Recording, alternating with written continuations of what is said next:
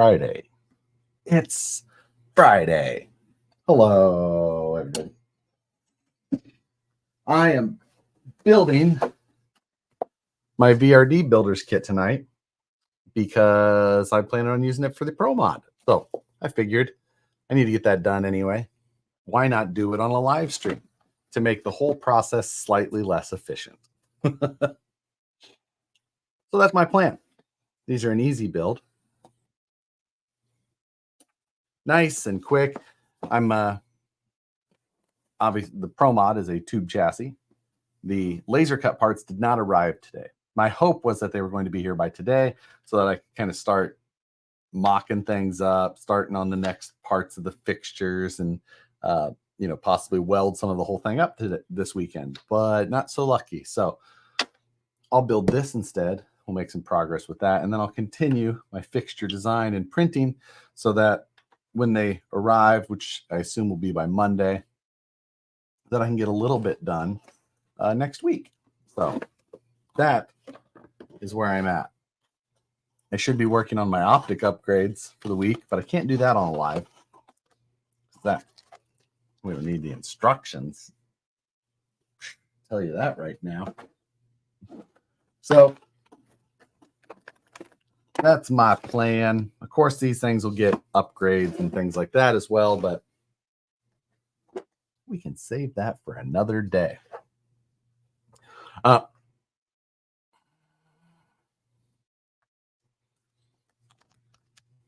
haven't finished replacing everything yet. We're going to have to do that, I think.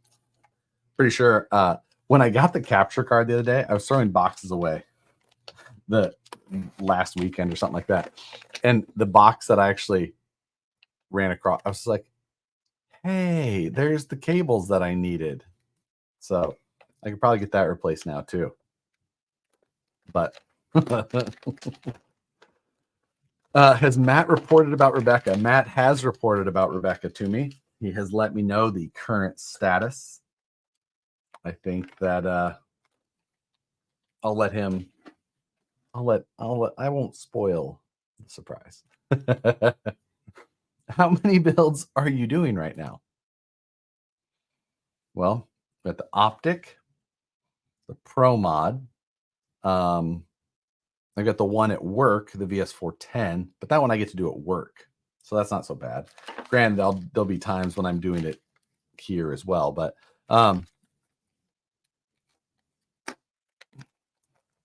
and I'm sure others, but those are the main ones right now. Since I'm done with all the previous buggies and such.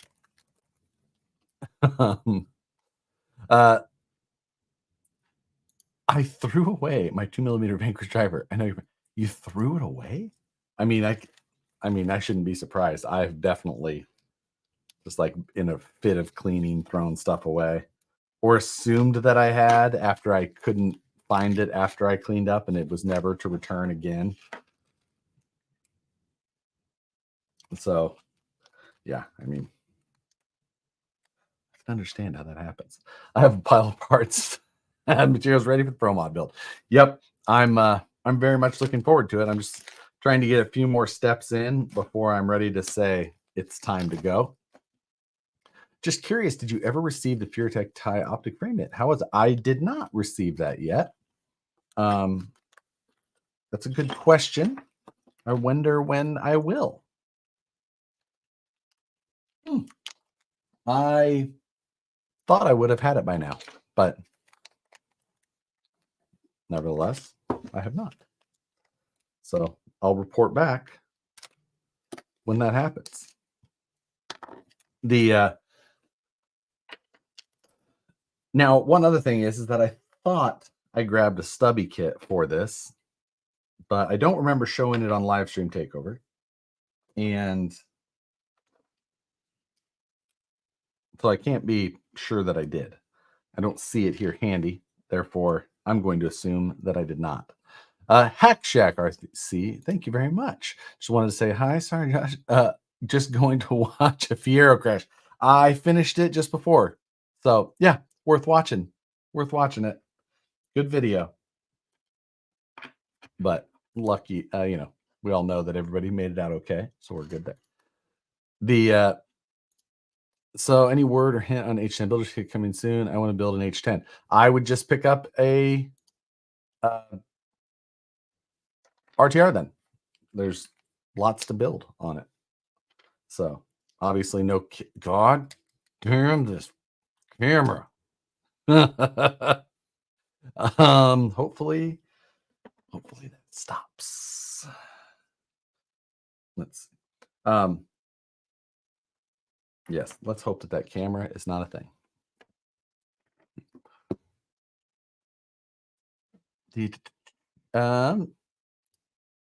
Just put 37% in the stance in. You can't wait to try it out. It's done amazing things in the 24. I do like I run the 37% in my carbon, and I really enjoy it. That seems to be what works best for me in the comp situations. Everywhere, comp is different in many places, but I haven't been to a place where it didn't work better for me still.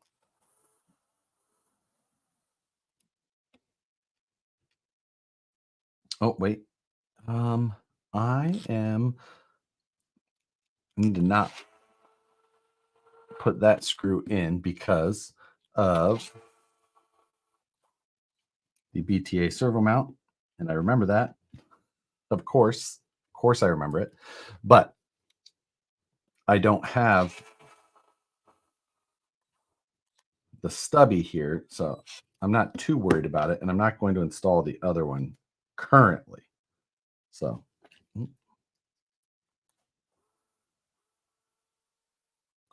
that is a 12, not a 10. I believe, yep, you need the 10. Any tips for the 135th F-150? Are you talking about the Orlando? If so, I do have some tips. The most necessary tool that you need for it would be something along the lines of this, and then just smash every single thing about it and throw the rest away. The absolute worst thing I've ever built, ever, hands down. I hated every second of it. And then I gave it away. It was the worst. I make no apologies for it at all. God, I hated everything on that. I found not a single moment of enjoyment. Did your H10 cage ship from Pure Tech? I have no idea. I believe so. I was expecting you to say lighter to install the screws. That is true. That did work. But can't say I would recommend literally anything on it ever. Surprised you don't have a hobby shop style sliding parts rack in your studio.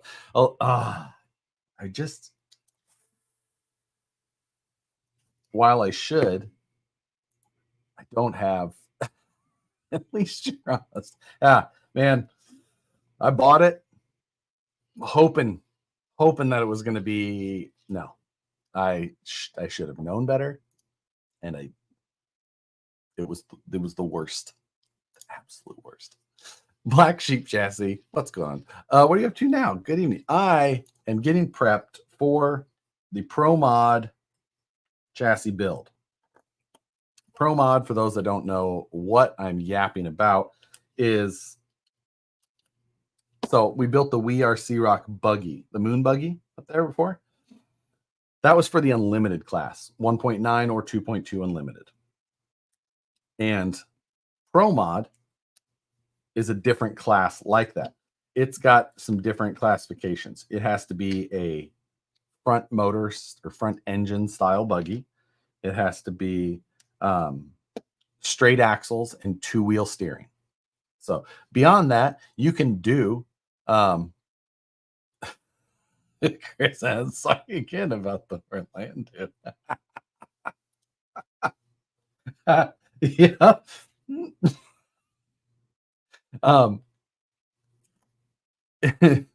the but yeah, what was I saying? I forgot completely.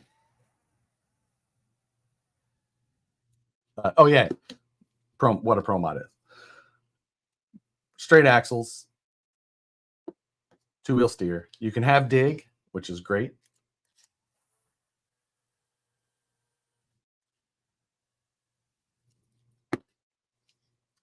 Update on VIN. Everything is rolling on that. I had if you're in the Buildalong, the first Buildalong group, make sure you go check in on the Discord and put your name in where needed so that I can make sure that I get that crossed off. Once I get through that, then I can move on to the next, but I have to get all of that kind of situated before I can start knocking them off and sending them out in the first order. Still have to figure out exactly how I'm going to manage all there's still a lot to it. It's a pain since it's not, just like an automated order thing. It's going to be quite a bit of work, which is just the way that it goes.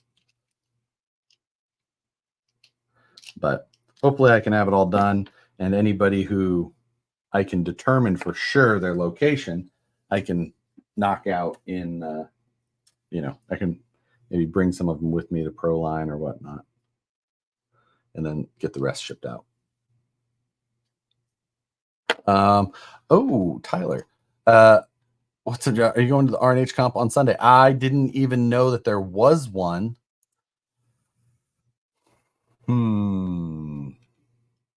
Great question then. I would have to figure out if I could get I still have to fix the motor because I spun the pinion on that last Furatech motor. So I need to see if I can get a new one and get it pressed on. Such a pain in the ass, the 124 scale stuff.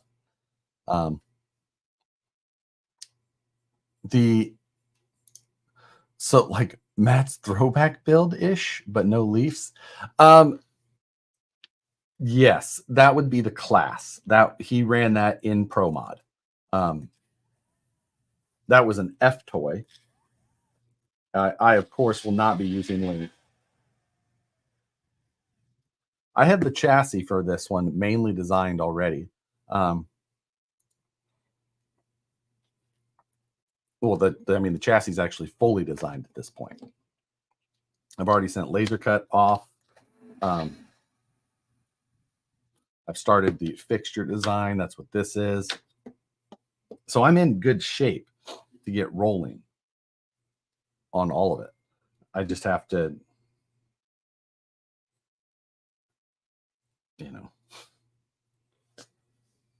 get the rest of the fixtures designed, figure out when I'm going to launch it, figure out all the details for launching it, because I keep trying to change and modify and make things move a little bit smoother.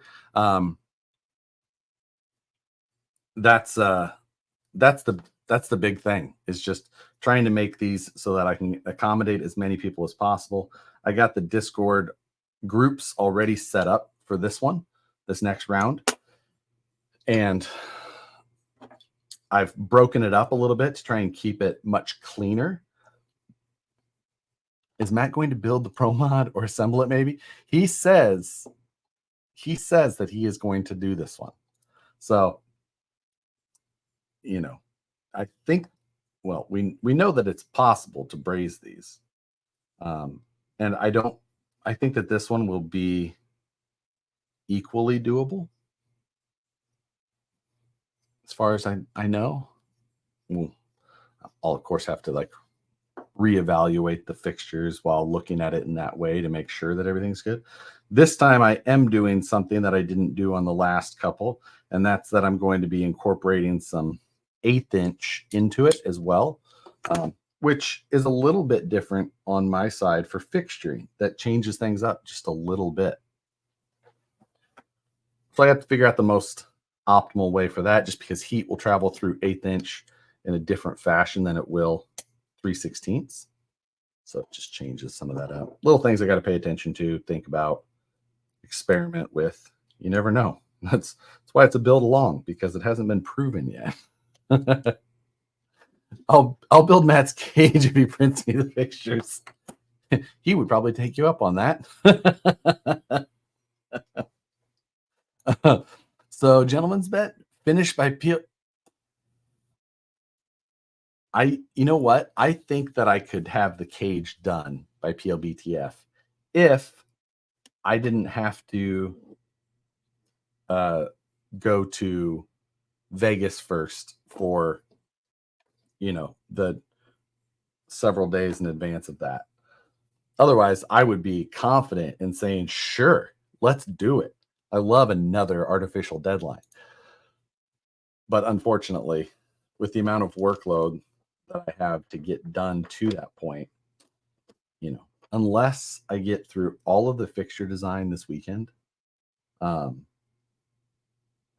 get them printed, get stuff ready to go so that I can just start going next week. If all the stars align, it would be possible, but it's a lofty goal at this point. Are those the super secret Vanquish shock pliers? No, these are 15-year-old hot racing shock pliers that I've ground on and worn out, and you can't buy these specific ones anymore. They're ones that I really like, though. They just, I've used and abused them for many. They're not necessarily ones that you would want to use on shock shafts in all locations, because I've used them for so many things other than shock shafts that I've marred up a lot of the jaws, which is exactly the opposite of what you want on shock pliers. So do not recommend.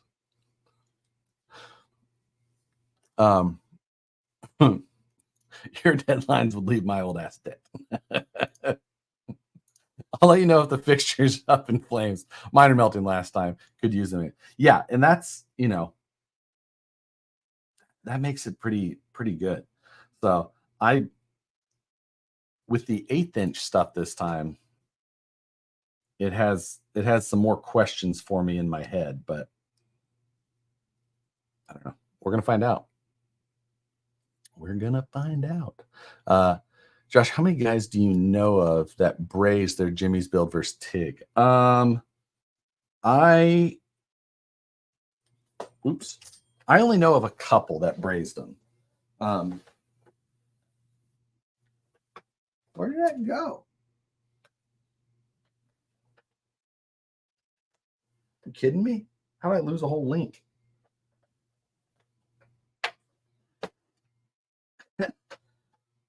Seriously? Where's my phone?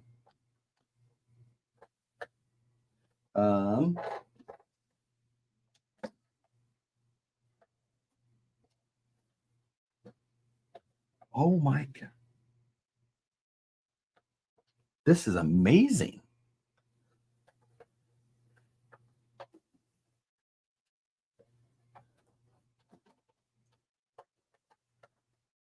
I don't know that I've ever lost something that large.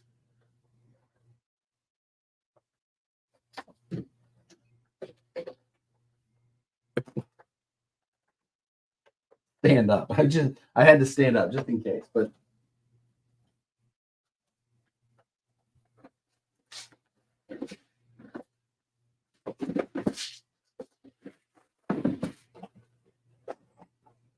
oh.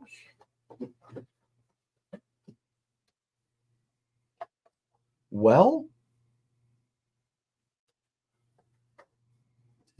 roll under?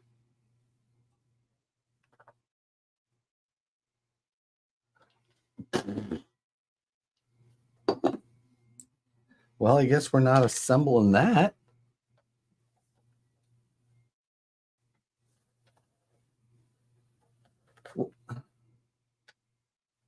I'm baffled.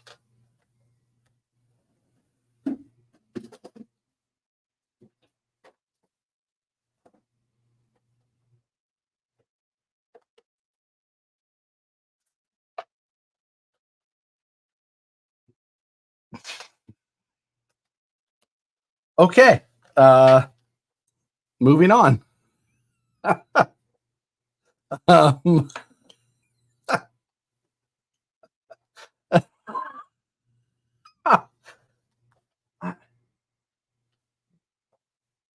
I just want to.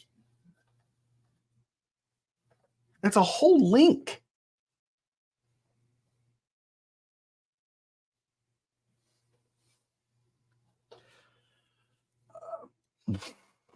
I don't know what to say about that.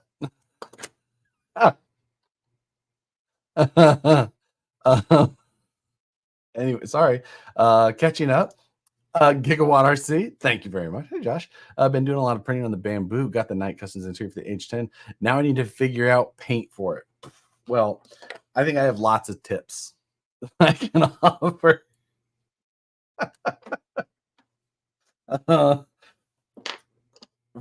First off, don't drop any pieces because you may never find them again.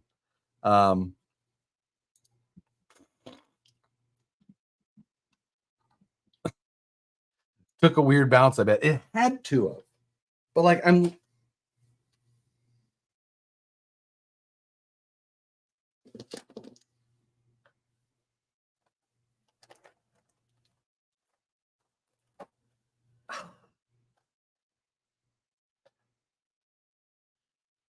serious. Time to drag a magnet. It's stainless. I can't even.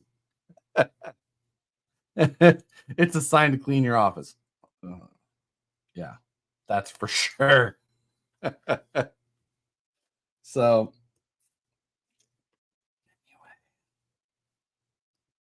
I really didn't need that link anyway. Like wasn't important because I'm going to use a different servo mount, and that means I'm going to have to use a different link length. So it's like it's like not a big deal. I didn't even care. I didn't even want it. 17.4 is very magnetic, but 17.4 is almost never used. 304, 305, 306, 316. Never 17.4. Bad Brandon vibes. Exactly. Drop another and see where it goes. Do I have something similar? This is somewhat similar length and shape. Like what did I do? I just kind of went that way. Oh, I didn't check over there.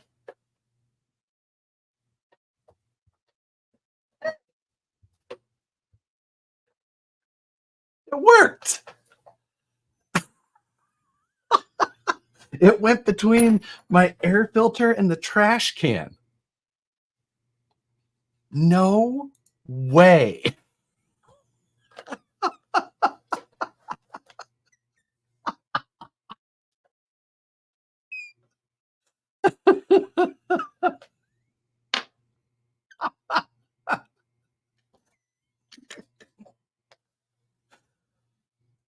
I did not. Huh.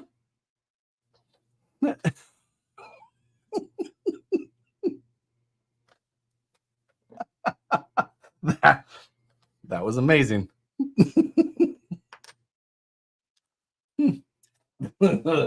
Yeah. Chances of replicating that are never going to happen again.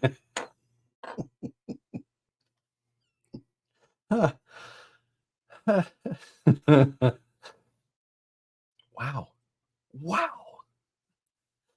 Drop another piece works 70% of all the time. What's the different transmission and transfer case can be used on a Mercury chassis? The Mercury chassis is not something I will mess with. It's not like for me, it just doesn't have any strength or performance. It's just not a dependable chassis. They're just so prone to breaking. It's just not one that I would, I know Matt used it for a minute and he got rid of his.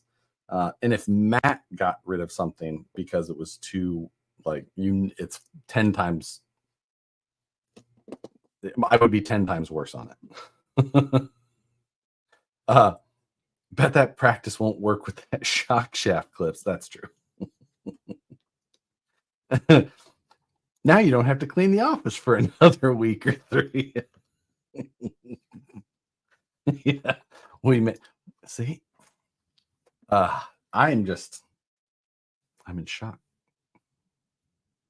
Can't run it if they don't send you all the parts. That's true. Matt's was like missing half the parts, and it's just that is not. I got the Gladiator body for it, and even that I was just like, nah, I'm not I'm not in it for this.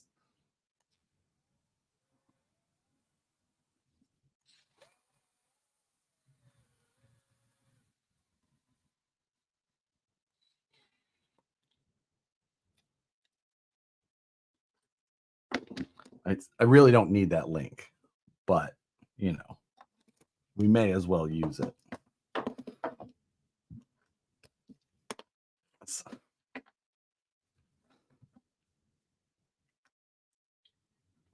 Right.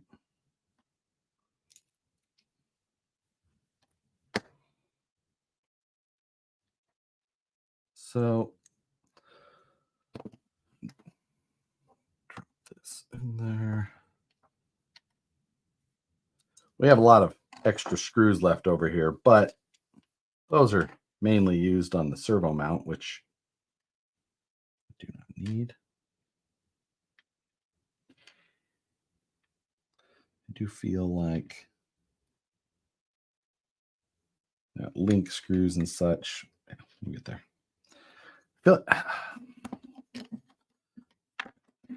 Should I just install it anyway? Probably, right? Why not?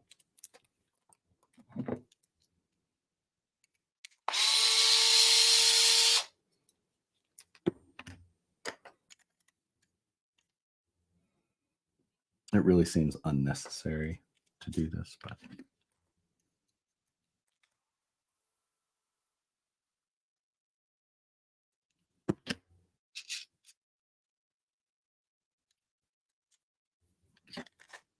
Josh, when do you guys think we'll come out with aluminum optic H10 axles? As soon as they hit the website. I don't give dates on anything. Even if it was tomorrow, I wouldn't tell you. Like, it's just.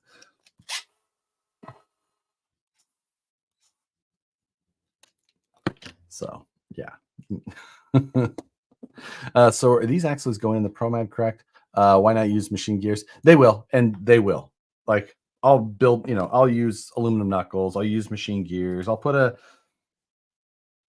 third member in it, but it's easier to have the axles complete to start with, or the whole truck complete, have drive shafts. I can put the parts on it rather than like just getting this and just getting this, and just the builder's kit it just gives you all the hardware you'll need, it just takes so much of the extra stuff out of it, and you're usually money ahead just to do that. So that's the reason that I'm doing it this way. And these builder kits are fun to build. I like these kits. So yeah. So yes, aluminum axles are coming. We have showed the axles before, the original prototypes and things like that. So they will be worked on and they will be out. Yes. So that's absolutely will be a thing, but I won't tell you when. The real car prices are out of control. Toyota Corolla's starting at $30K. How are prices for RCs? Prices for RCs have been, it's a hard thing. A hard thing to say exactly. I mean, if you compare prices to 10 years ago, yes, prices are higher. If you compare prices of RC stuff to just maybe 2 years ago, prices are pretty consistent. So I can't say that there's been a huge impact just based on like if you're tracking other items in the economy to it. So I think it's a pretty decent market for that type of thing.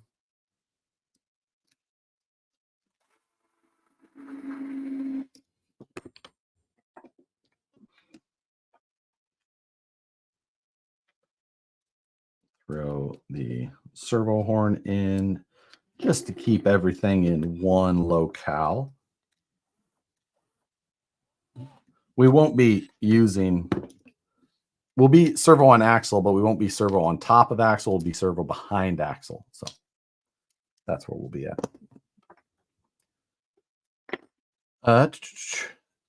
The prototype axle that are just aluminum or AI. Jim has been trolling us with the Ripper 2. I think else.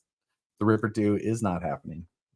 I stand by that. I have always stood by that, and I continue to stand by that. There will not be a Ripper 2. You're welcome. Bag B. Can you take a brief intermission and get a thorn out of my ankle? You have a yes. Thank you. You need super glue? Hold, please. I can't reach it. I gotcha.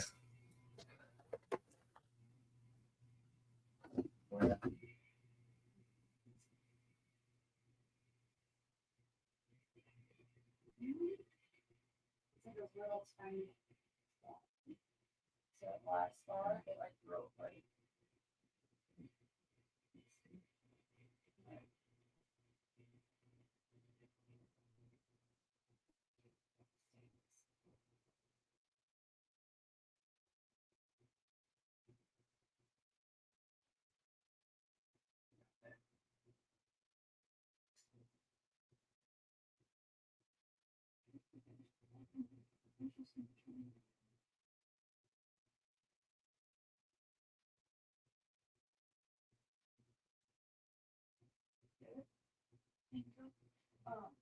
oh wait.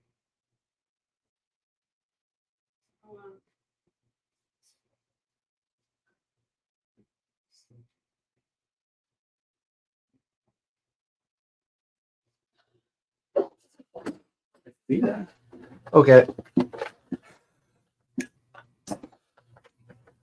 She's fixed.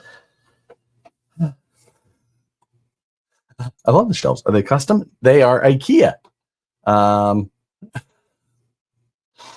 Yeah, they're.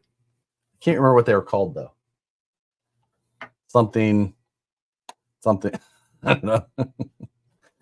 Nicole needs her own bottle of super glue. This one actually wasn't a. Maybe if we should. Does anybody a doctor can give me like a medical grade one? Yeah. Do you have medical super glue? She doesn't like my black super glue for some reason.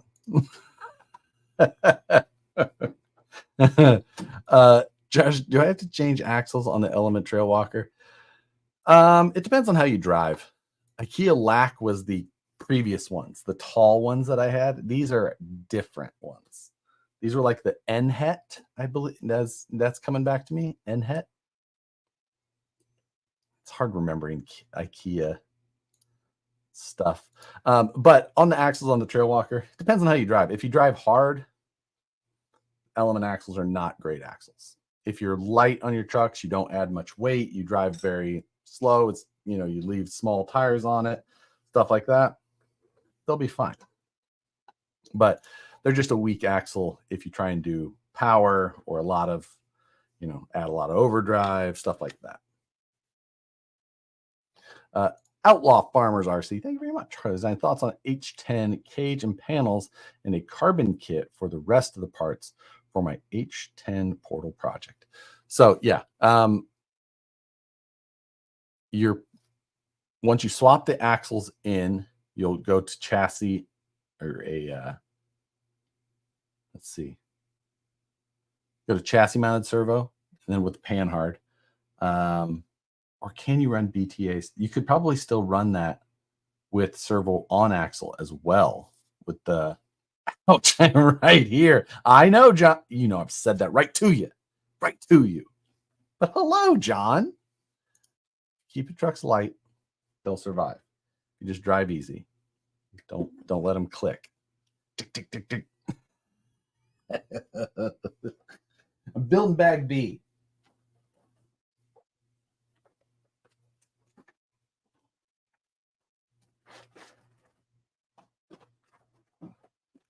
Bag B right here.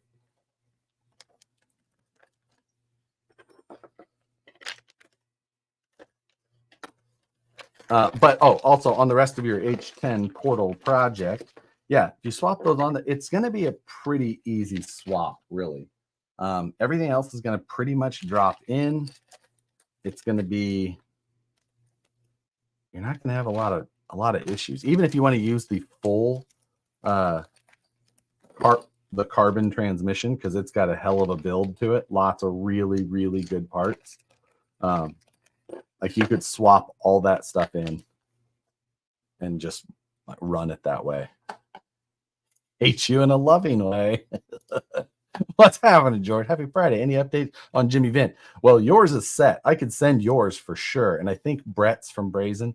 Because I can, it's the ones that are further down. If there's any gaps, I want to try and get those figured out if they did it or not before I go on. But yours, you were number 3. So yours is done. I think Brett was number 4. Jeff Underwood, number 5, maybe. I can't remember. I gotta go back and look at the list. But it's the early ones I can easily identify and move on. So yes, yours is stamped, ready to go. Whoop. What's your thoughts on the MST Civic? I've got one of those. The hatchback Civic is sweet. I mean, MST does a sweet job with a lot of those bodies, especially. So I especially like MST's sport car. Much like sport car. How to extract snapped off screw in a wheel. Well, what did Moose Jaw say? This stream is better with a shot of tequila. Well, it would get worse if I tried it, because that gives me the herps. Just I can't do tequila. But yeah. What was I saying before that? I don't remember. I don't. Someone remind me. I can't recall. Oh, snapped off screw in a wheel. That was the one. I don't have like the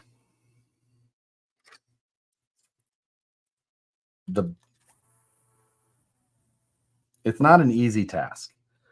I've done it a handful of times, but like with a Bridgeport mill and a lot of 3D printed soft jaws and a Bridgeport mill and all that. So, you can try it with a left-hand drill bit. That's, order a left-hand drill bit of like, I don't know. It depends on what wheel and what size the screw is and all that kind of stuff. So, yeah, it's just Locked Up sells a borked screw removal. They offer it, like they'll do it for you. Interesting.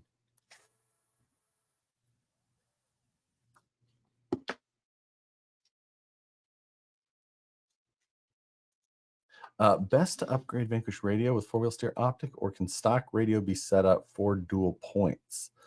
Dual, yeah, I mean, the 3rd and 4th channel you would only be able to use the 4th channel. It doesn't have mixing, so you're only going to have like I would use another radio personally, just because otherwise you're only going to have center and like full left and full right, which is not ideal. Is this Pro Mod Prep? You using Dual Dig? This is Pro Mod Prep, and I will likely use Dual Dig. I still have a lot of design to get through on making sure everything is set, because I'm trying to design around making sure that it will work with transmission in multiple configurations.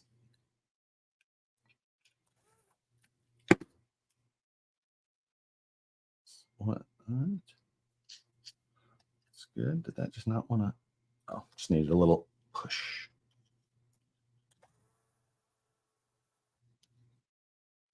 Little push. Did you make your run to the local hobby shop yet? I have not. I will do it tomorrow. And I will be going to my local hobby shop. Because my local hobby shops also just have a ton of stuff. So I am not concerned. Is ProMod using a VFD twin? ProMod will be able to use standard VFD or VFD twin from the jump. Both will require the use of a stubby kit, but it will be set up to use either version of the VFD.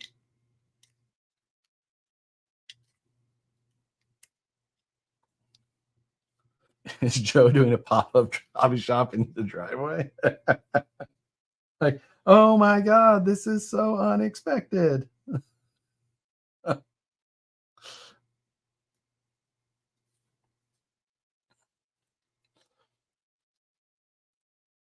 He dropped off all he wanted to buy today.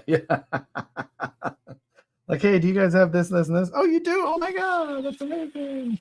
It's already bagged for me. Oh my God.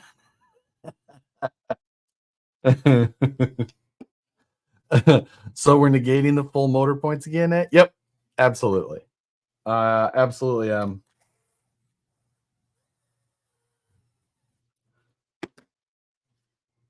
The stubby, the benefits of the stubby and the positioning outweigh the others for me.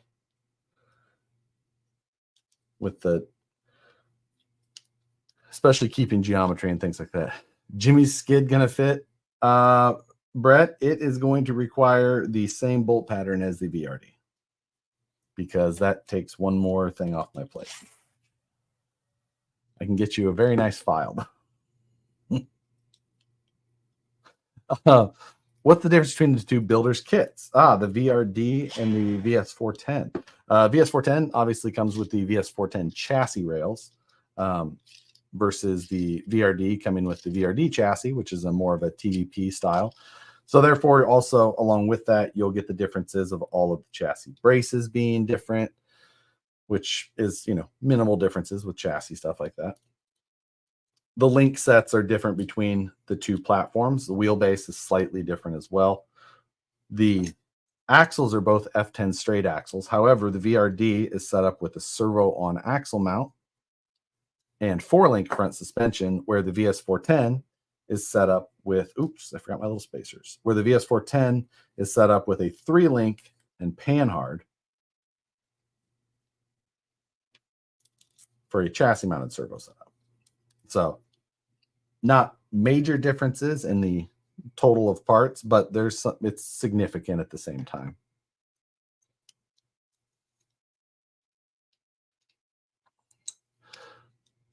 I think A-Man is getting VP delivered by Josh tomorrow. I would do that on a regular work day. So, that if I was going to do such a thing. Now, if there would have been the need for me to go to A-Main during the week this week, that would have been convenient. Great, now I have to buy both. Well, Jerry's old guy review. I did, since I'm doing the build along, this is very confusing. I'm doing a build along for the Pro Mod. I'm doing a build off on the Vanquish live streams on Tuesday. But since I'm doing that, I did put a discount code up for the VS410 Builders Kit that is good until Tuesday. And it is, the code is Tuesday Build Off. Let me double check that. We are checking. It is, yes, Tuesday Build Off. Just like it sounds. Tuesday Build Off. And that'll save you like 15% on the VS410 Builders Kit, because I'm trying to bribe people from wins for votes from the start. And each Tuesday that I work on something new, I'll change what the item is good for. So that Builders Kit code is only good until Tuesday. It's $45 off. Wow. I got 15%. Pretty decent discount. I just typed something. I did it like 45 minutes before the stream. I'm like, I got an idea. Didn't tell anybody else.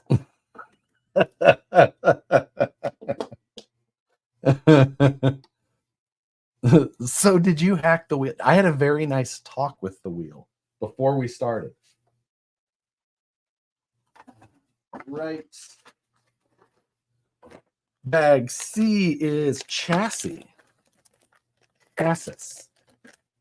which I don't need to build, but it seems like a waste not to build it. The VRD chassis is so fun to build. I don't know why I like it so much. Yes, I do. Yes, I do know why. You cheating. I'm not cheating at all. We flipped a coin, keep it very fair. I'm glad that we are removing things. I told Nicole what Matt got, and she's like, oh, no way. She's never doing that. I'm like, so glad that Nicole didn't get it.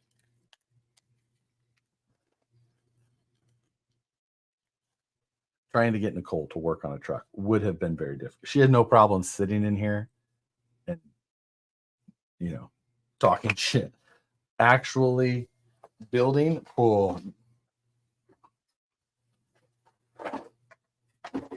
we would have had to find some very special items to make that happen.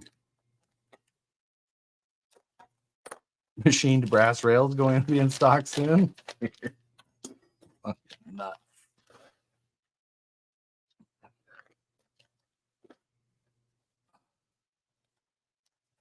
When I told Brandon we were going to be starting the build off last week on Tuesday, or this week on Tuesday, he was like, crap. He goes, I have 4 of those things built on my bench at home.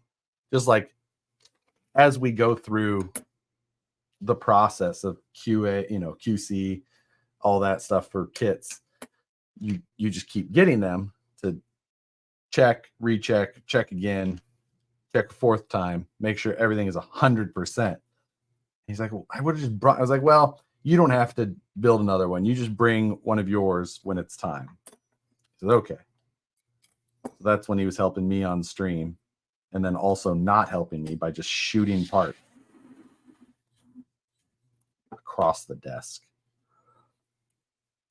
Jersey Scaler, much appreciated. Hey, Josh, put together an optic 4-wheel steer, but seems the only way to make it work is to remove the fuel cell and lower brace. That sound correct? It depends on what method you're using to put the servo in. If you have the servo up on top, that sounds correct. It depends, because, wheelbase and things like that can make it, you shouldn't have to remove the rear brace. It is technically set up so you just remove the bottom of the fuel cell of the H10. The fuel cell has a top part and a bottom, and it was designed so that the bottom of it could be removed and the servo would tuck up into it. But that's designed for an axle that doesn't actually exist. So, you know, that doesn't help you much. But I have seen it done with BTA, where the servo sits down low and you don't have to remove any of that. So that's another option for you. Hopefully that is of some help. Let's see. When would you build the VS410 over the VRD? For like scale trucks in general, I like the VS410 chassis quite a bit better. You know, so like this truck here is a VS410 with a custom cage on top. That's a perfect use of a builder's kit.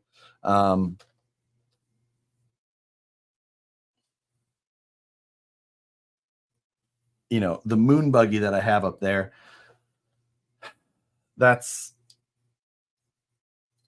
you know, that one's not a great representative of what I'm talking about. But like for what I'm doing right now, going to be doing a Pro Mod buggy, I feel like the VRD is a great option because it's already set up for 4-link, all the, you know, all the links and all that. And I'm going to reuse all of that. So that's why I chose to use the VRD in this instance.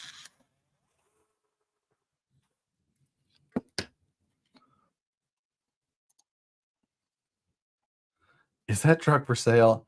I'll tell you what, I'm gonna do a member video this weekend, I think. And I'm gonna kind of walk through all the trucks, because for those that haven't heard or seen, I am hoping to get a fun car, a toy car. However, a toy car of a larger scale. I would like to buy myself a Corvette because I'm of a certain age these days and it just feels right. The New Balance are calling. And I'm ready to embrace that. But I am also an inherently cheap person. So I don't want to just, you know, like the idea of getting a car loan for a toy car does not fit well with me. So I'm trying to consider offsetting it by selling some of my cars that are of more value.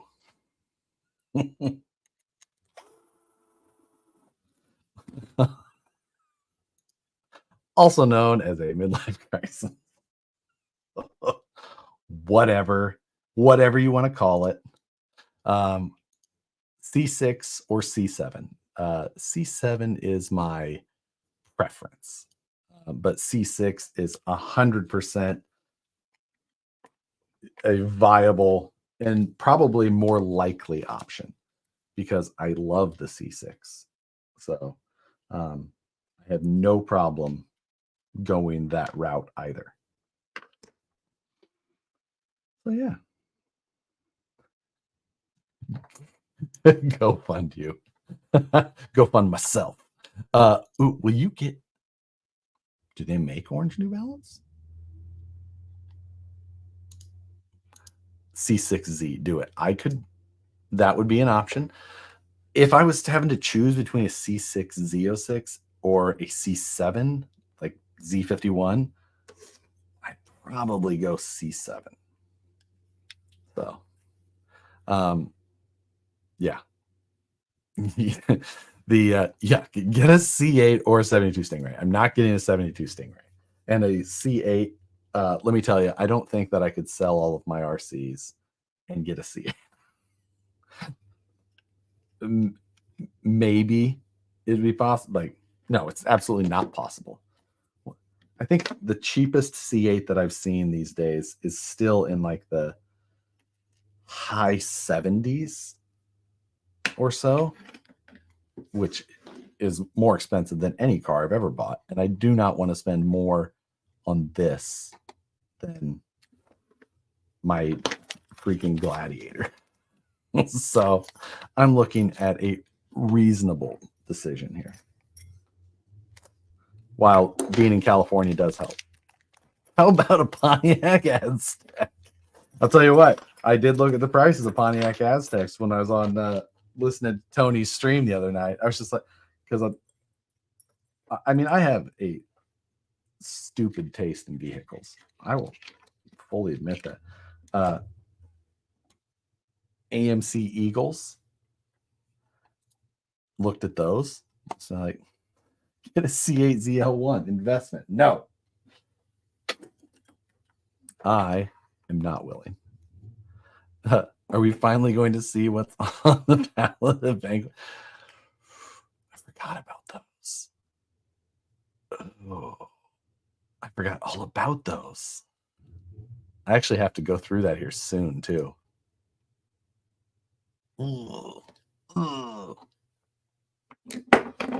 That is a whole process that I'm not looking forward to, because I think that there's 2 pallets of cars that I have up on pallet racks, I've determined, which is a lot to go through. So, you know, just looking at all that fun to be had. The 2028 C8 here in Minnesota for $69,999. No.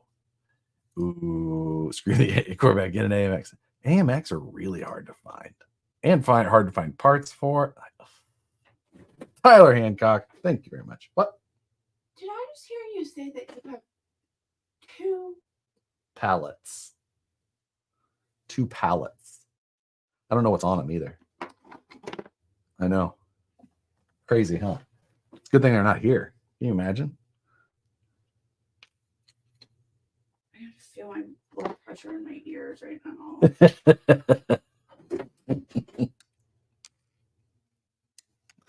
Yeah.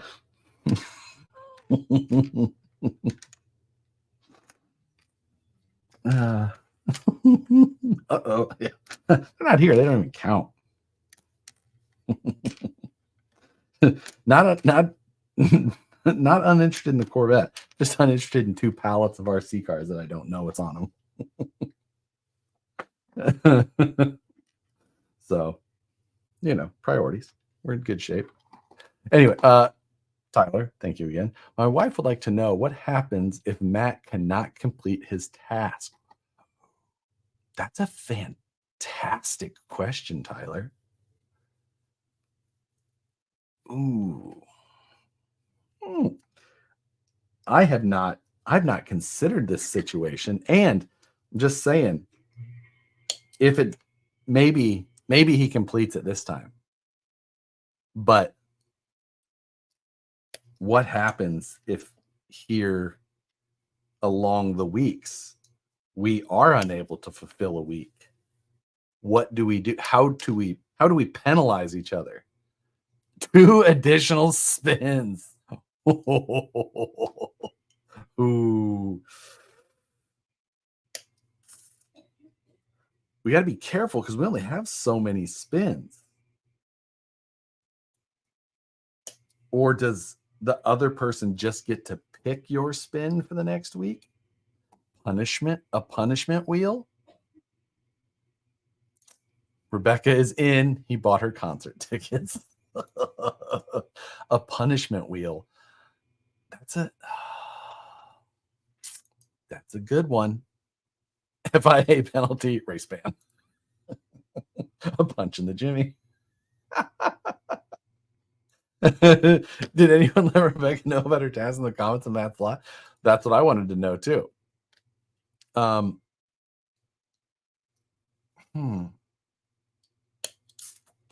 Eric asked Ben if he still had the second Woods runner, and Ben says no. It looks like a bobbed bed on my Gladiator now, which I find to be hilarious and appropriate. If I could help turn another Woods runner into a Corvette, seems like a winner. Hate from the last day of my week vacation on the You know what, Toxic? I like your style though, to get away from the get away from that Vegas desert heat with some nice Oregon coast. Good choice, sir. I like your style. You gonna make it to Pearland by the Fire again? 600 horsepower, C6. It's supercharged Encore form for 25. Just what color is it, Chris? Because that would ideally be in the range of my like best case scenario. Already supercharged, like a nicely done supercharger.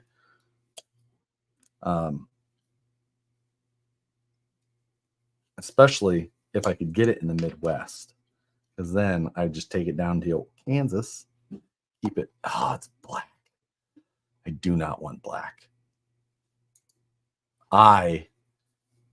This may come as a surprise to some of you, but I do not keep my vehicles very clean.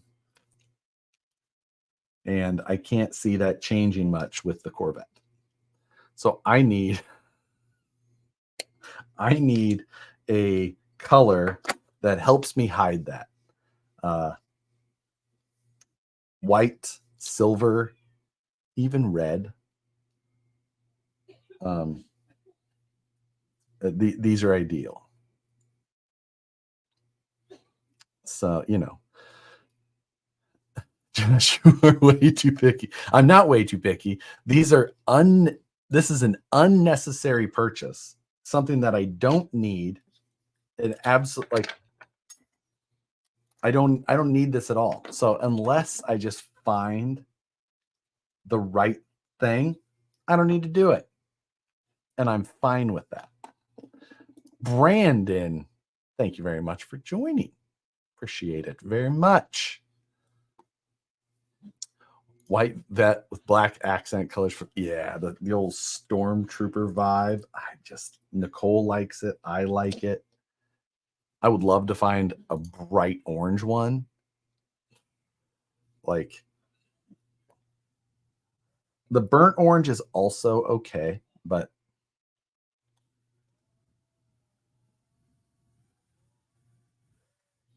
if I could find like an obnoxious color, like I would entertain that also.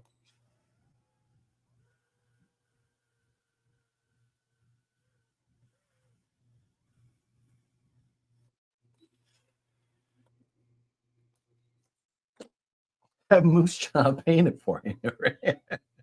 Wrap it with custom HD graphics.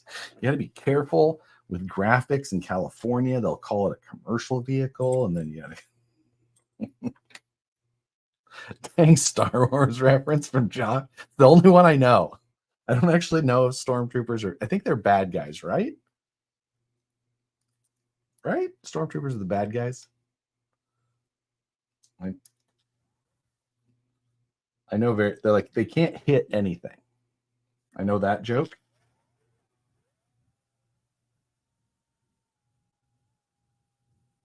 They ride on those flying things through the forest and hit trees. The Empire did nothing wrong. I haven't seen that one yet either. Is that like the third one?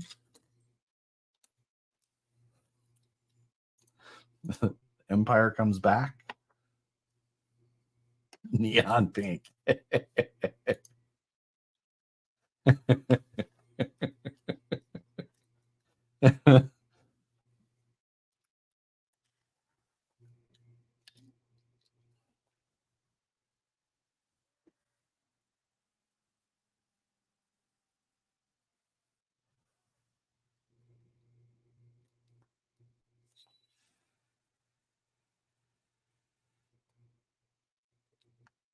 Go. Make sure the seller gives you the Wheels of Fortune 1-to-1 edition.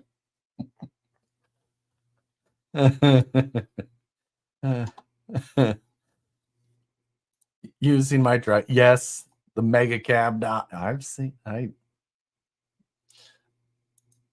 Josh, where do I buy that rod assembly tool? This is from Team Garage Hack, and it is so freaking helpful. I really like their version. there's a couple of nice things about theirs is that it will fit with the pivot ball pre-installed. That's one of the benefits for sure. So yeah, that's the one I run. I've been using it for, I don't know how many years now. I wonder.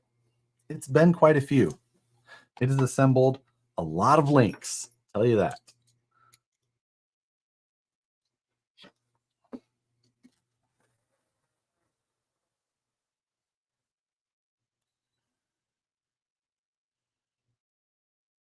Yeah. Built Velocity Yellow C6Z in SoCal for 49. See, spending 49 on a C6 is tough for me. I would rather spend that on a C7.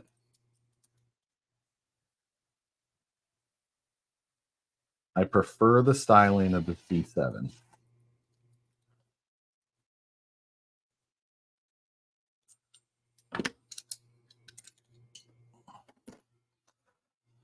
Williams Lake Scale Offer. Hello. HD logo, right off business expense. You're welcome. I think if I made YouTube content about it, I could do that. I think that's how that works. I don't know. I need a better tax attorney. But I've got one now, and hopefully that information will be more readily available to me.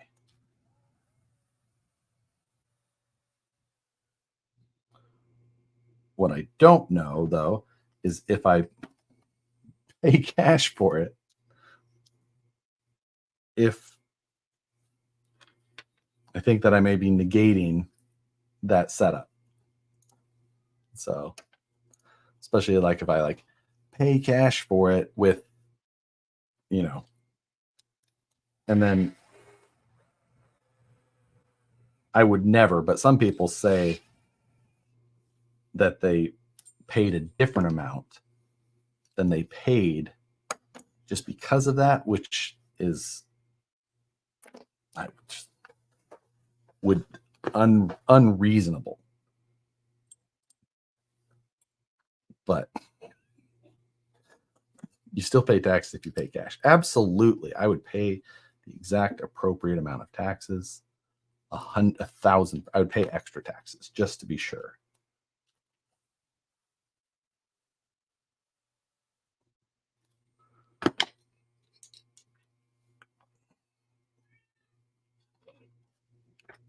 You don't need to make YouTube content about it. You have a side hustle. You pay taxes on unless you buy advertising for. Okay.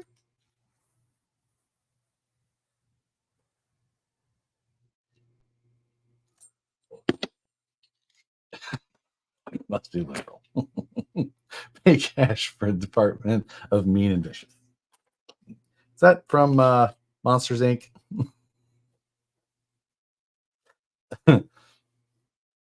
Pay my taxes then also. Oh, it's the grumpiest time of year for me. Hate it so much. So much.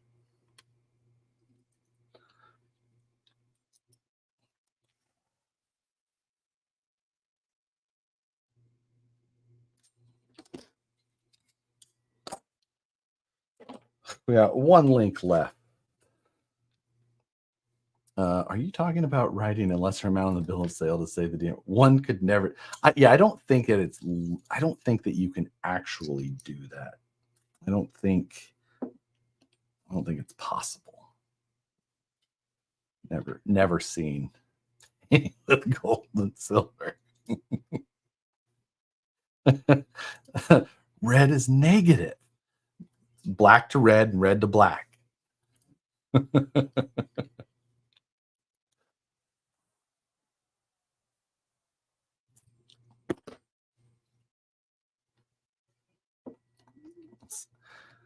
I'm not saying I've ever done that, Brandon, but I know a guy. I remember going to buy a motorcycle with, I'll just say, a relative of mine that I spent the most time with growing up. And we went and we were buying a 1995, I believe. Someone, you could look it up because it was a 95th anniversary. I don't want to do it. It was a 95th anniversary Harley Davidson Fat Boy. And I remember it was about $14,000. And this probably would have been around 2000, the year 2000. And I remember we bought it and it would have been 98. Thank you. 98, 95th anniversary. Thank you, Phoenix. And I remember my dad said the person related to said, hey, why don't you just write down 5,000 on there and then put down, 13 or whatever the remainder was, $9,000 in luggage. I was like, what? How did he pay that much for luggage? But that seems, it was not until I was later, or older, that I realized how that all worked. It's like, oh. So, thank you, Williams Lake Scale Off-Road again. Why do you choose the VRD kit rather than the VS410 kit for the Pro Mod build? Because I plan to use, or a couple of things. So the VRD skid plate is what I plan to base the chassis around. And I plan to make it work with this one, or also I'll make a version of the skid plate for the VFD Twin to work as well. But I'll be using this skid plate because it's nice and slim, and the stubby kit has a bolt-on extension for the front to keep it nice and protected. Also, it'll be 4-link with servo behind the axle, and this link set is already set up for 4-link and about the wheelbase that I plan to run. So the whole link set will just cross right over. So super simple there. It will make it the easiest for people to dive in. And that was why I chose that route. So 14, you mean 40? I think it was only like 14 then, or 17, something along that. Was that the Harley? No. The first Harley I got was also about the year 2000.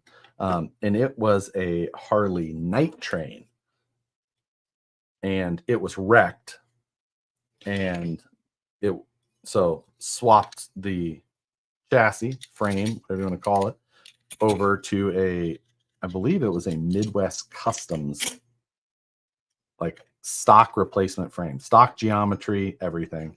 And it needed a replacement forks and that type of stuff. It was a pretty straight swap over, just with a custom chassis. So it was a custom title.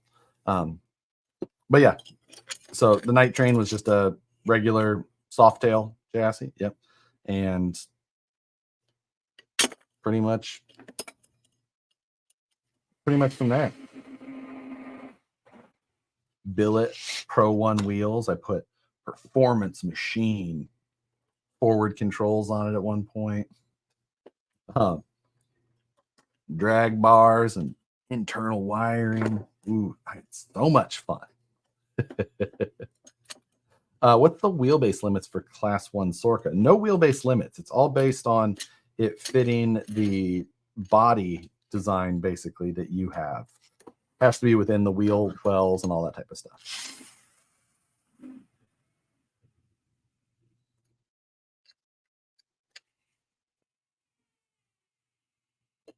There we go. Thinking of selling my matching numbers. 73 Ironhead. Myself. Ironhead. I'm 73 Ironhead. So that's pre-Shovelhead, right? Shovelhead was after Ironhead, before Knucklehead. Are you selling wheels at PLBTF? I don't think so. No, actually, I know for certain I will not be selling sports. Ironhead's a Sportster? Interesting. I didn't know that. Yeah, okay. That's why I was just like, I don't remember. I remember panhead or knucklehead, panhead, shovelhead,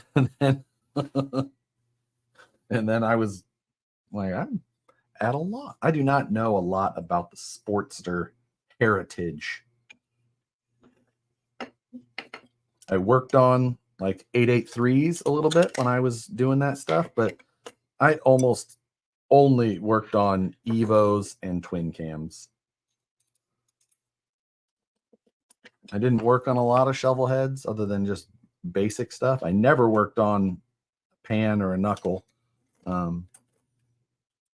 like anything actual, you know. Probably helped with, I think I rewired a shovel head once, but that's like 4 wires.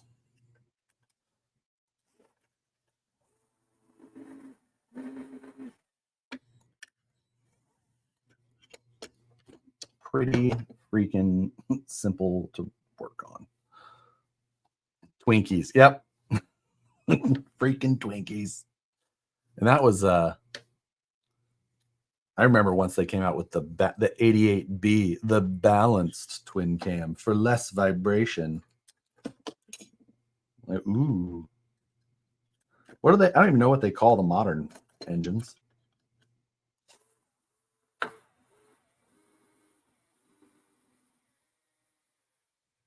I sold my Harley in 2005.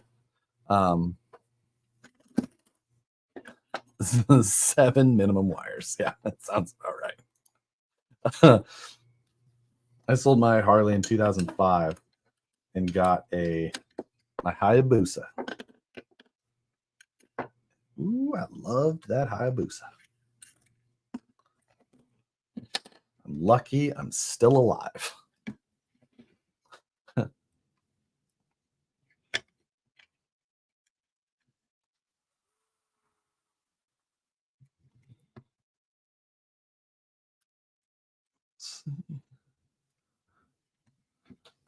Milwaukee 8?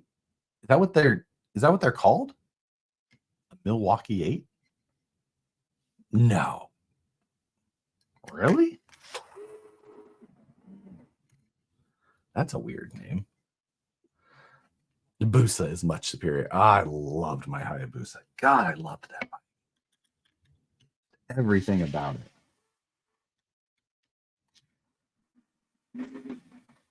It was so much more comfortable to ride for long distances. It was so much faster. It was so much more reliable.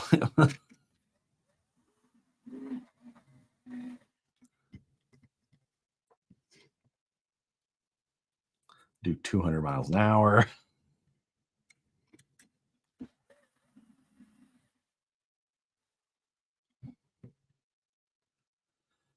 My Supermoto tries to kill me most of the times I ride it, but I love it. Yeah. My buddy Cody, we were at the stunt lot, we called it, and he was riding his Supermoto, and he decided he wanted to jump some berms with another guy named Bruce. God damn it. I put the link on without putting the slider on. Not even going to use this, but I still feel like I should build it properly. Anyway, he jumped the berms, came off the last one improperly, and he just cartwheeled the bike.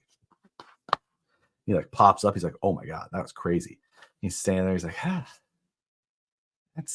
and he's like, "Let's feel this." There's his collarbone just went, and then it stopped for about an inch, and then you could feel it again. I'm like, "Yep, that's not okay."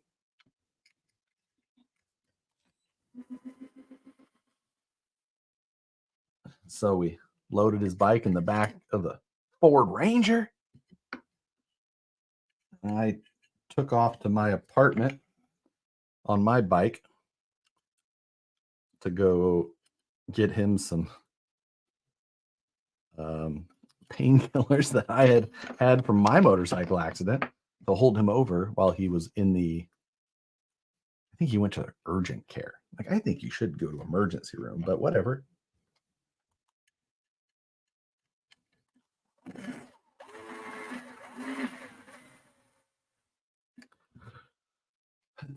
Since Brandon designed the H10, did you design the VRD? I did the initial design of the VRD and then handed it off to Brandon and let him do the rest of the work. All of the stuff that is oh so fun, like just a lot. So I will not claim that I designed it. I helped with the early stages before all of the rest of the less fun parts. Oops. Would I say that we had equal hours in it? I don't know. Probably not. I got to do a lot of fun prototyping with it, cutting chassis here on my CNC and all that, which makes it, it's helpful that I can do that stuff at home. And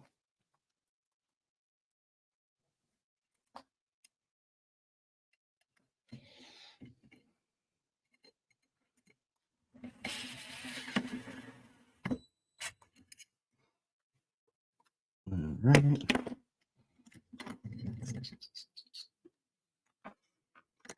Install all our links. What you don't see, the manual he keeps looking at off screen, right? It is still in the bag down there on the floor. Thank you very much. These kits are very simple to build.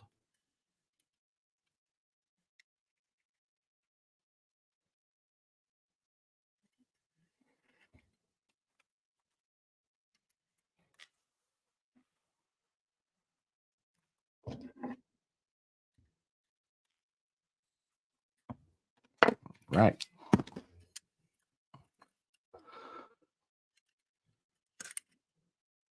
Oh, I haven't screwed together the front of the chassis yet. I was like, what's that click?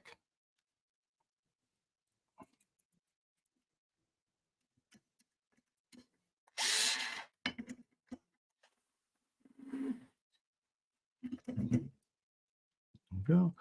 Other than we're talking Harleys in the chat still.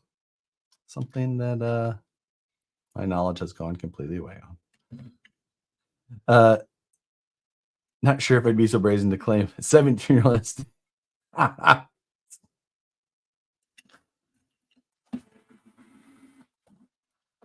I do. I mean, if I was going to get another bike today, I would probably be shopping for a Street Glide. 150,000. You have 150,000 miles on a Harley motor? That seems quite impressive. They must build them significantly better than they used to.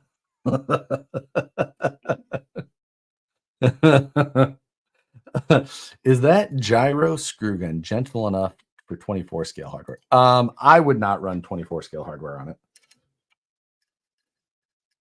Could you? Could I? Probably.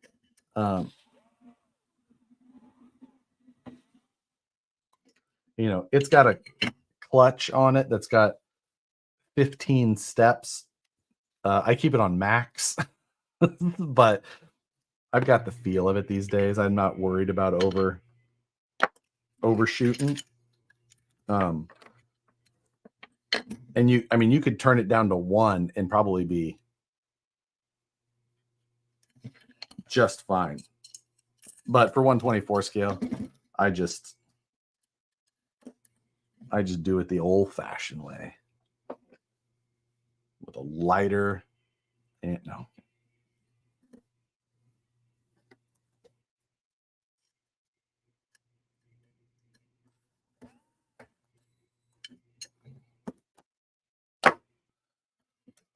All right, links, axles, done.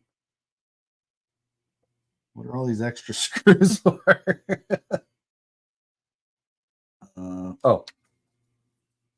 Skid plate extension.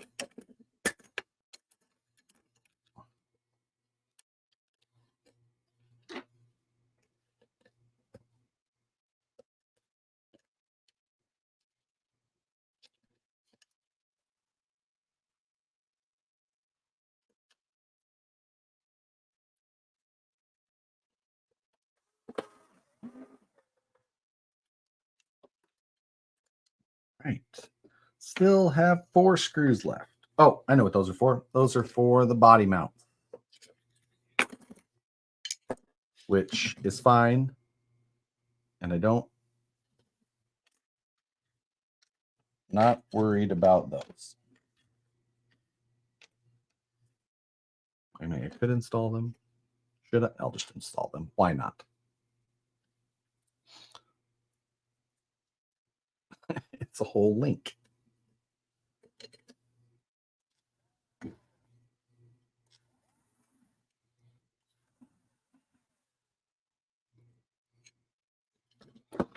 We're just putting these in as placeholders currently anyway.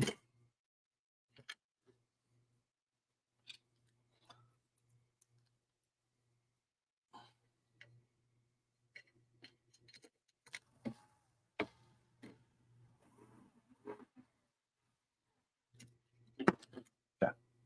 And I got that one. Throw it in at the moment as well.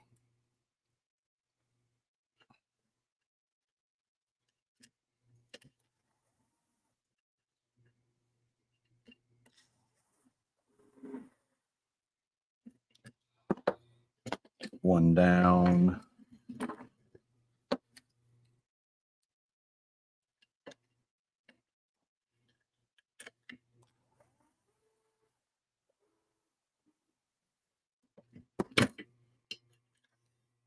The other screws get used when you put the actual, what do you call it? The other parts on.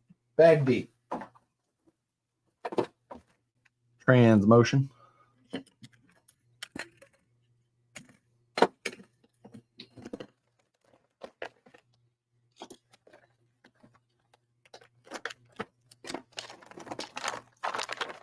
I have a student named Harley. It looks at me weird every time he talks, and I say, "What's going on, everyone?"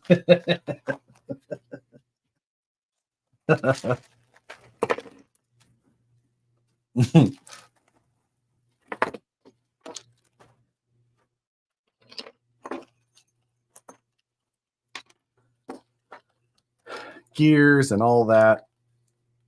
We'll be back in this transmission again, obviously, but again, these kits are just a good time to build. This is a faster kit to build even than the VS410 that I did on Tuesday, although this is taking me longer. Every time I see the Harley, brother.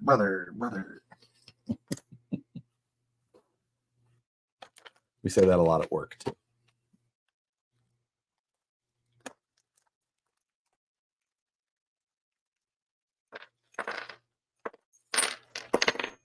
Ooh, that was close.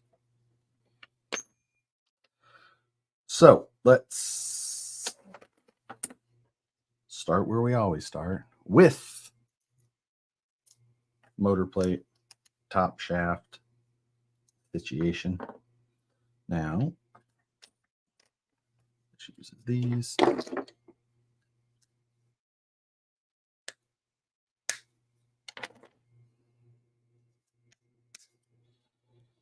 Over under on if he forgets the bearing. Shut it, Phoenix. Absolutely shut it. Don't need that. And only one Nevea this year. Wow. I feel like are we getting to the years where we're kind of thinning down on Neveas? Could be the time.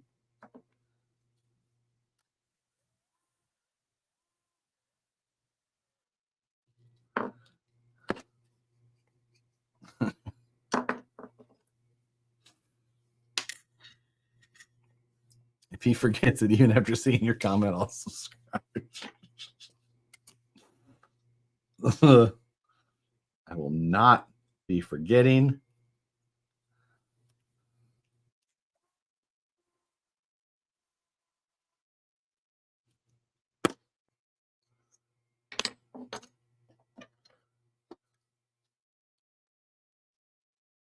One of these days, I'm actually going to try your loss, Josh. I know, right?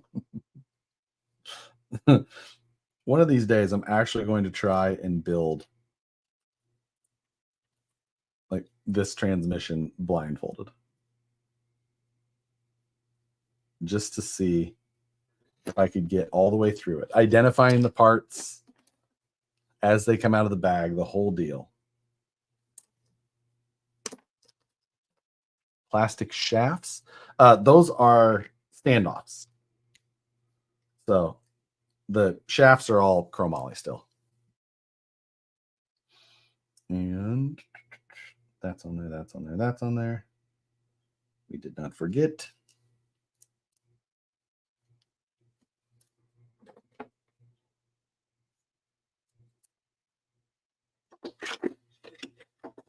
Stuck to a magnet.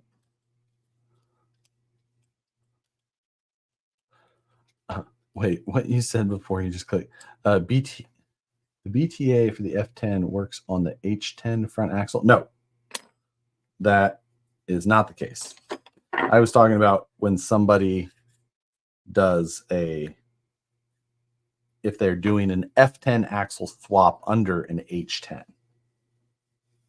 And so, like if you want to put portal F10s under an H10, you can do it. And there's ways to do that and make it happen. Like it was designed with that stuff in mind from the start. We will not be using the shrouds, so we'll pitch those. Unnecessary.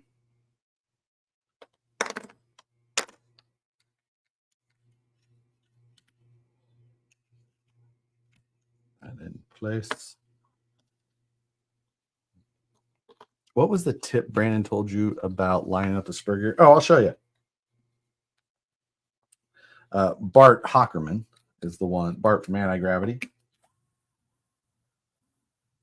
is the one who posted it up initially that we saw. And I'll show you what his was.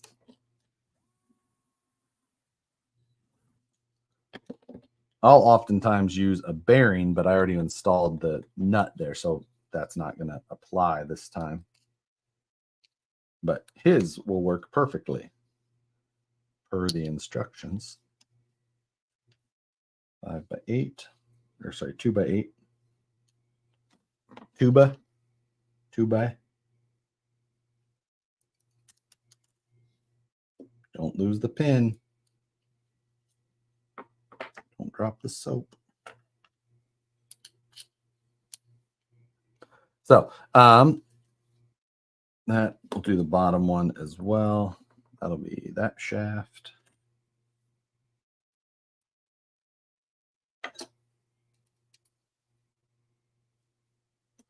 We're getting into all these again, so I'm not super worried about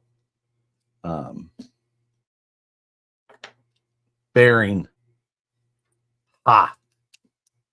on. Boom, roasted. Didn't forget it. Success. What's the greatest traffic control system, and why is it a double diverging diamond? I've never heard of such wizardry. Regular diverging diamond, heard of it, love it. Makes so much sense in the right applications. But the greatest I have to feel is still the roundabout. The simplicity of a roundabout is its genius. All right, let's dive into Bart's little secret on Spur gear.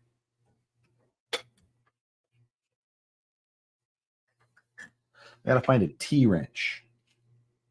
A regular old, like Tamiya style 4-way T-wrench.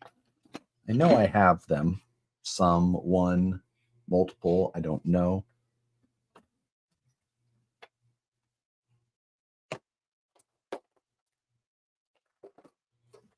Oh, I think one comes with this kit.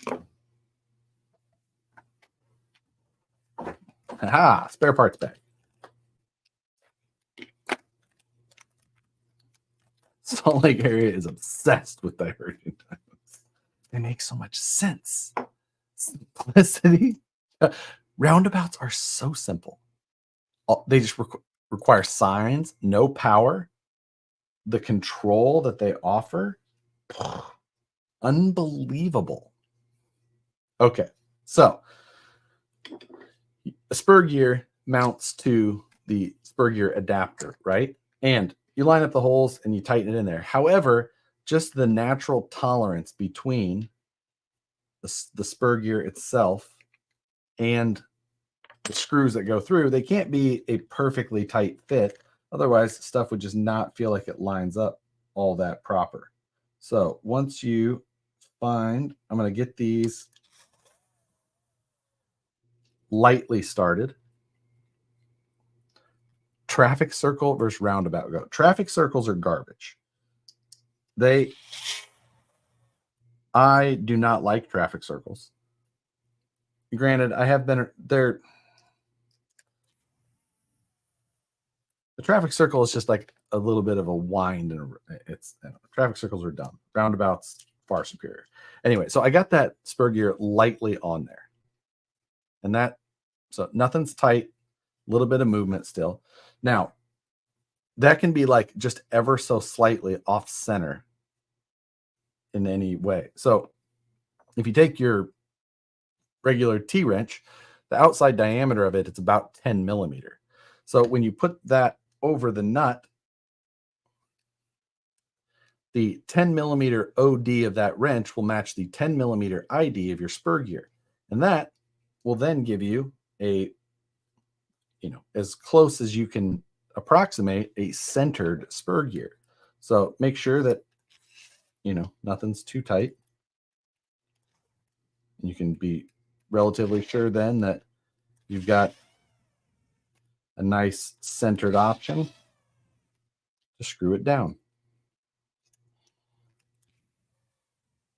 If you don't have a centered spur gear, sometimes you can get a bit of like a non-consistent sound as your truck is running. It'll kind of give you a womp, womp, womp, womp. And that is why you want a centered spur gear, because then it'll just be a constant. When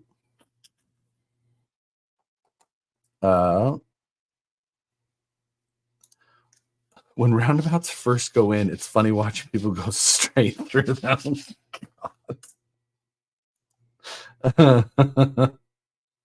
It's a rotary here in Massachusetts. Well, that's interesting. As he rails the screws after it was nice and centered the first time. There we go. So that part's done.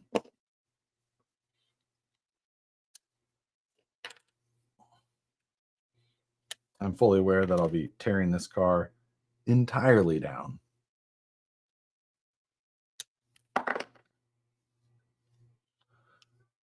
To do this all again in the future, but that's fine. Could you make a short video on how to center your spur gear so I can send it to my friend? His car makes that sound. Just go to 1 hour, 37 minutes of this video, copy the link, say start at 137, and then send him that, and it should help. Diverging dimers here, boomers hate them. The thing is that if you get people that really don't pay super attention to the road, diverging diamonds work amazingly smooth. Because a well-designed, now the problem is that poorly designed roads in general can make for just absolute disaster. Poorly designed roundabouts are huge into that. Like the people that just like end up, like you're saying, go straight through a roundabout, that's bad design of roundabout. The entry curve to get you into the roundabout, like as you're approaching, it should take you left and then right before you're even at the roundabout. That way, when you get to the roundabout, you're basically just going straight into the circle. The radius of a curve of a roadway is defined or correlates to a design speed. And the design speed of the entry curve of your roundabout is what should be the speed of which your roundabout itself is also designed for. Therefore, you're limiting the speed people are entering and matching the speed that they should be going once they hit the roundabout.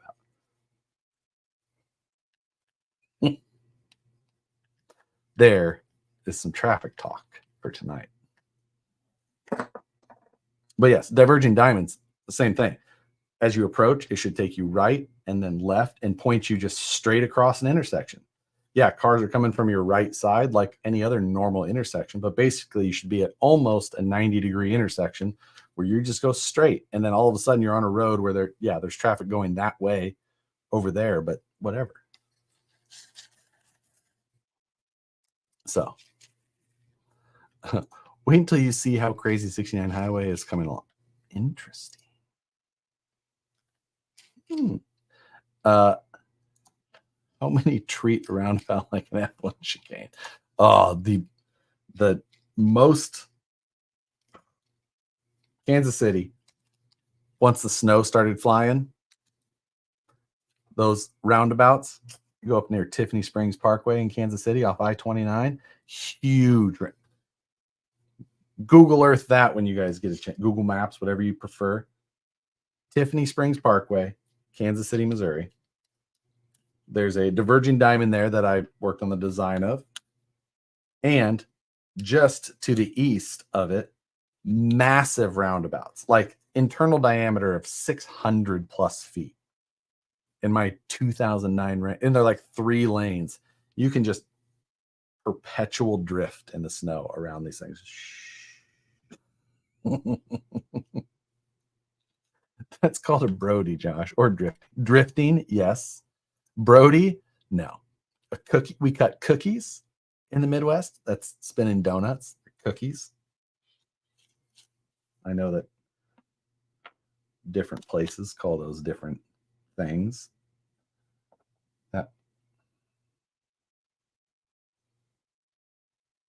Where is my 2x8 pin? Did I put it up here? I can take it off and it'll still be centered. Whipping shitties. I would agree. You used to control the flow of traffic through design. Yes, I did. It's exactly. I did put it up there. I should have been a 2x10.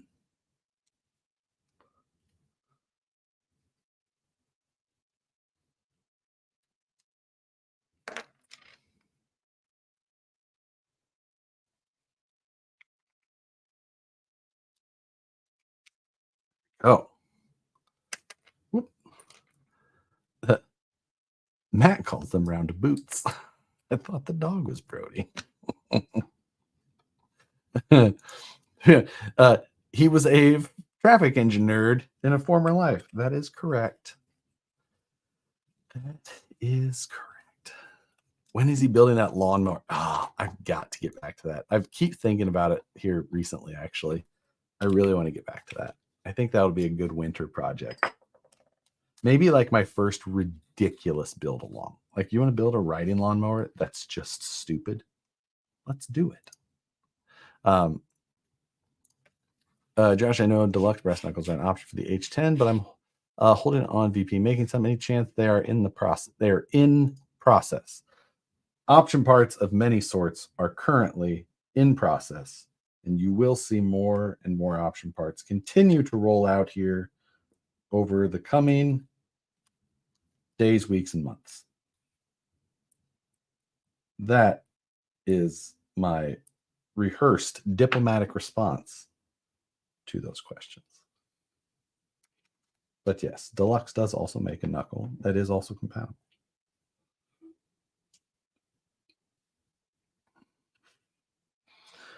30-tooth up front, 32 in the rear. Little hole to the inside, drive shaft hole on the outside. So we did distract him enough to mess. I didn't. I guess I did technically mess up. I did have to take something apart. So yeah, maybe technically you're right. Maybe.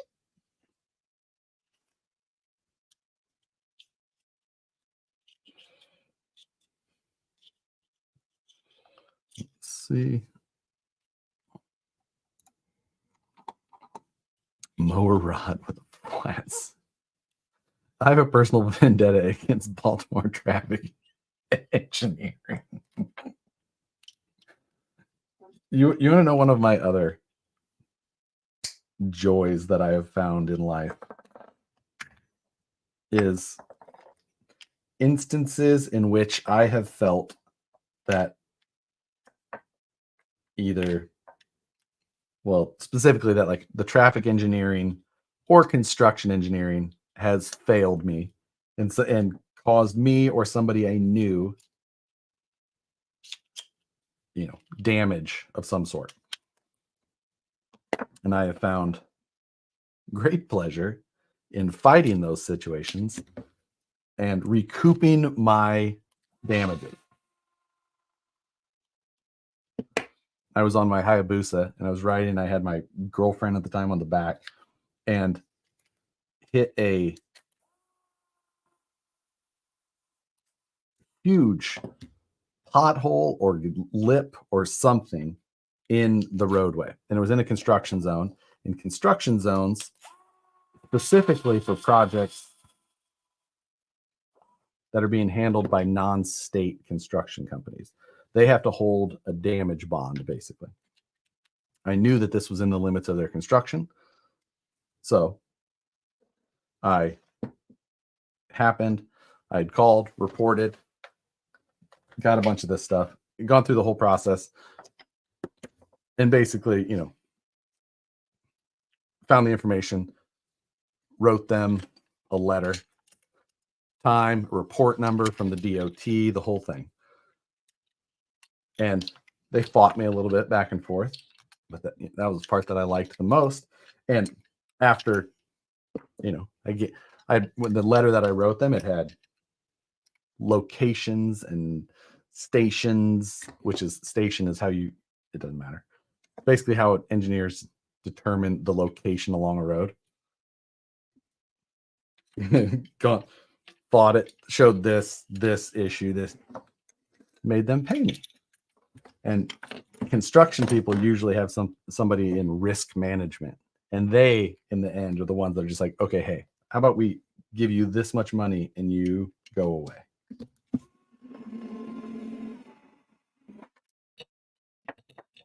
And I greatly enjoyed that when it's their fault, not trying to get something for nothing. But also my elderly neighbor in Kansas City was driving down the roadway and they were doing some utility construction on a roadway where they didn't leave enough room for 2 cars to get by. And it was unmanned during, non-working hours, but without any real proper signage. She was driving by and another car came by and she was forced to go off and it ripped up the front of her car. And I told her, let me handle this for you.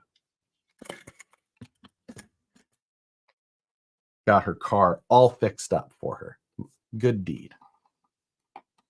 I'll make a tutorial on how to get money from construction accidents.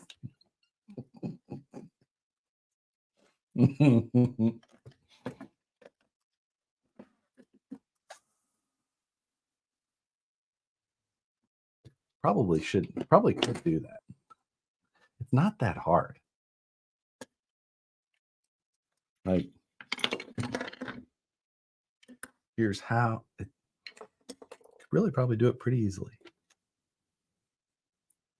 Then it would be a successful YouTube video. And I would just be like, instead, I enjoy doing this side so much more. And for such a smaller audience instead.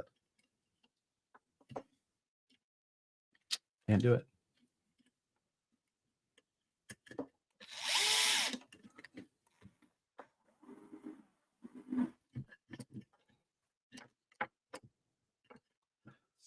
Oh, well, it'd be nice to hit a spot in the road that grinded out 2 weeks ago. That'd be nice. I hit a spot in the road they grinded out 2 weeks ago with a sign up and it bent my rim and now it leaks air. That's exactly what mine did. It bent the shit out of my rim. And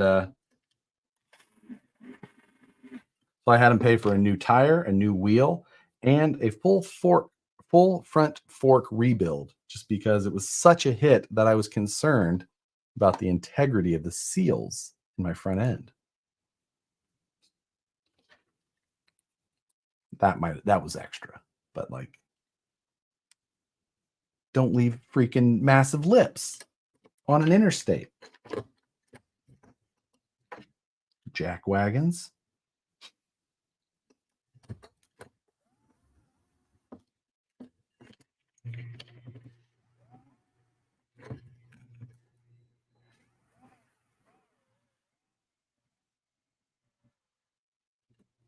Go. I watch a bunch of law attorneys. I'm like a litigation expert already. There's actually some of them that I watch as well, and I really enjoy. I don't know why. I'm not watching any. You know, the ones that I have found that I've watched the most are usually because it's something that, you know, pertains, like COPPA law, or things like trademark law, patent law, things like that, things that I'm like working on and find interest in. Or, you know, COPPA obviously had to do more with YouTube than anything, so I wanted to be well versed in that. But yeah,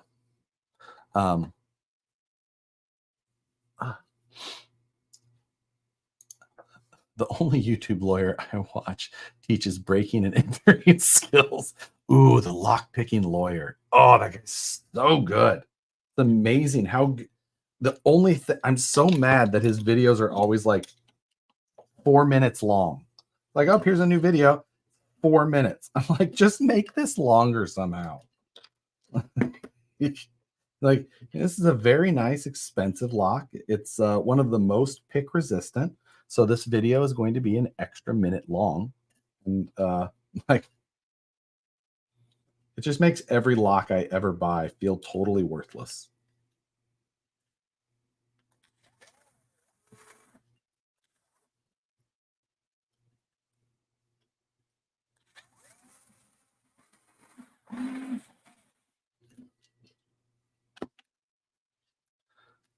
Seen a good video of a drunk lawyer getting through a checkpoint. Ooh. Gosh, you got to keep up on this stuff. Next time you get hit in the ankle. God.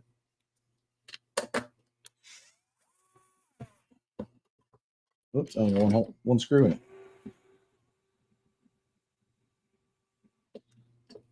And that's not threaded. Should have done this before I put all the links on.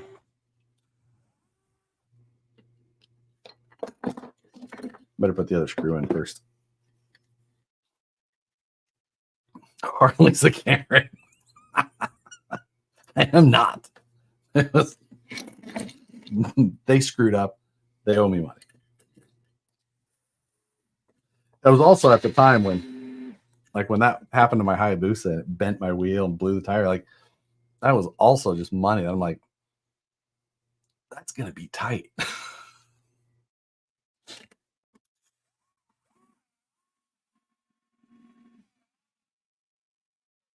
Like, I don't have just that kind of extra money for that's injured cyclists have a lawyer. Yeah, we settled out of court. Any chance on micro axles from BP? No. No. Are you keeping up with the Bamboo Labs lawsuit? I haven't seen anything specifically pop up yet as far as like public information on litigation. The one that I actually started following today was possibility of Chapter 11 for for Hoonigan. So yeah, I was like, oh, it looks like they had missed basically an interest payment on a line of credit, their main large line of credit in July. Therefore, we could end up seeing them file Chapter 11 as soon as possibly next week. So if you care about those type of things, Hoonigan, aka Wheel Pros, aka the owner of Four Wheel Parts, which is like Smitty Built, Poison Spider, so many other brands underneath of that former Trans-American. Wow, sounds like you're talking about something real nerdy. Yes, it is very. It is exceptionally nerdy I tonight. just saw this and heard Trans-American. The only time I heard Trans-American was at a fucking museum. No, Trans-American. Okay, no. Do you want? What do you want? Green pepper and hamburger, or sausage, or pizza? Jalapeno. And just jalapeno. Yeah, or I don't care. Yeah, add anything else. Anything. Sounds great. Black olives. No, other than that. Okay. You knew I didn't want that part. Thank you. Chapter 11 is actually what you want to see since it's aimed at reorganizing and bringing companies. Yeah, Chapter 11 is definitely better than seeing them. Chapter 7, of course. We're going to not do the shocks today. KMC also. Yeah, tons of wheel brands underneath. We need Chief. Nicole's out there. Chief is perfectly happy out there. Asking Josh for UV quiz. Like, actually, Robert between Rob the fake, even if he wouldn't tell you. It's the other guys that don't know how to not say shit. Like, I can't believe how bad they are at it. BBS Wheels is gone. I saw BBS filed for bankruptcy. BBS and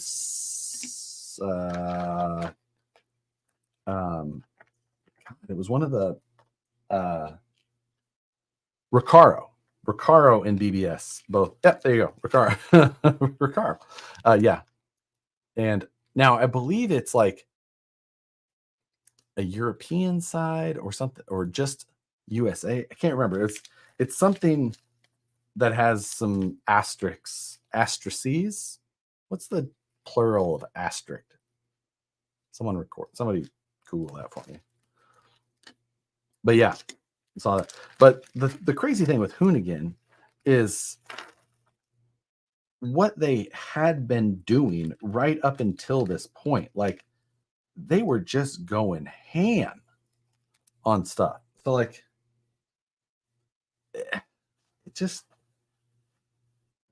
it was so, I mean, like the Trans-American buy for, Four Wheel Parts and all that. It was crazy money. I can't recall exactly how much it was, but like, it was a silly amount of money. So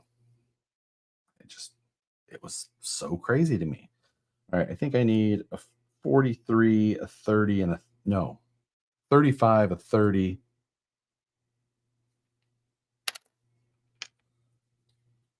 I don't remember. Son of a. What bag are the screws for the links in?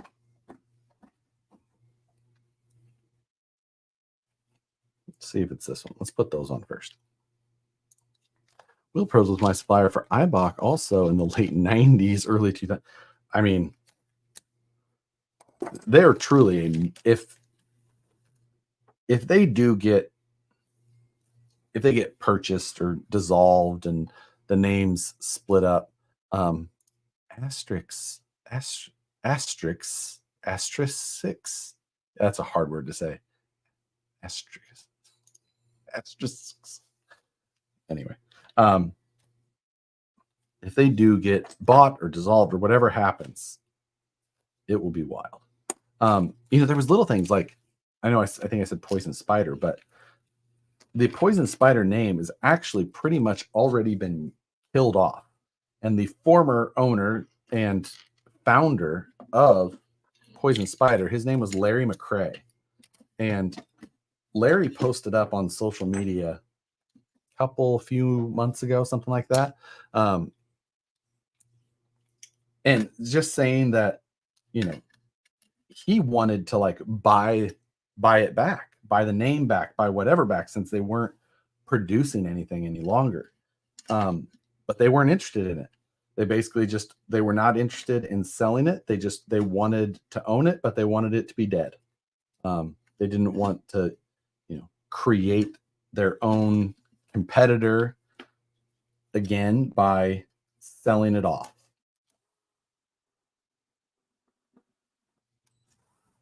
So I find stuff like that to be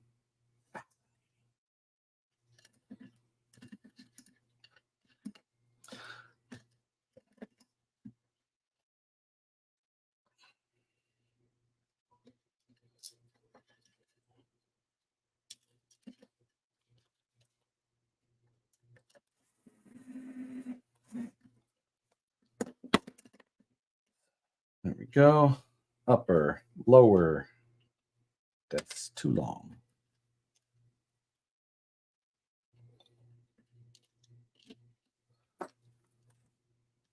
So excited to build this, to disassemble it all again. It's my favorite to do.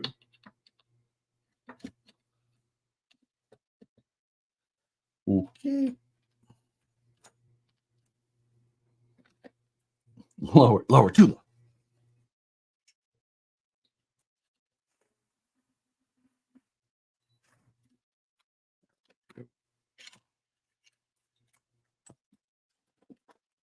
No matter how many toy trucks you build, they're still just fun to build.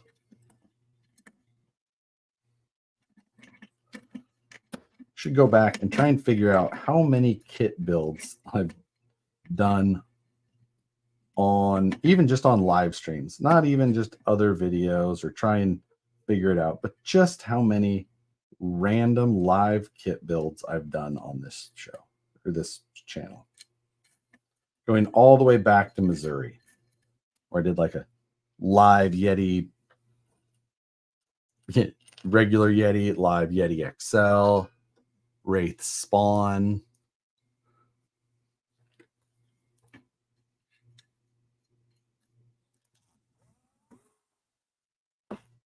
Didn't do the XO live. I didn't do the XR10 live. That wasn't until later years. Or those were early years, I should say.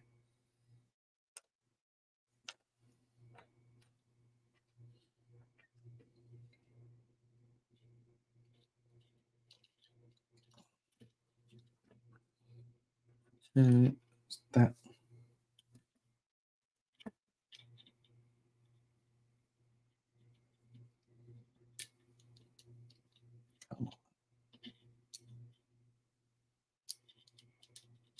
Yep.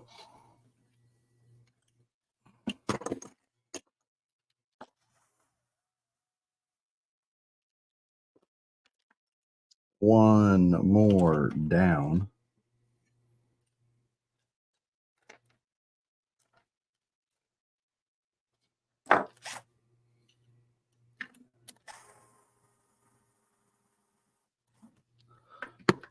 Did it ever make you sweat if a build hit a bump in the road in early live as it was? I mean, I've had, yeah, probably. I don't really remember specifically. But I mean, even now, if something like a real bump in the road happened, like, I wouldn't be super happy about it. I think luckily now I could remedy almost anything, especially if it's on something like this. No matter what possible issue could have happened during this, I likely have a fix, have a replacement, have whatever it is that I could get past it and just keep moving. And there's things that could probably have happened and I fix it without without even it being noticed. So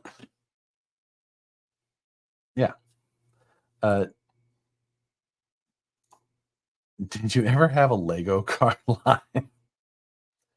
Sure did. You won't be able to find that video though. So this is going to have Bluetooth drive shafts? Nope. We're doing it now. But I wanted to put the axles on to make sure that I was building the correct lengths. The other thing that I could have done is checked the manual, just to make sure that I was using the proper length. Which I suppose I could just do that now.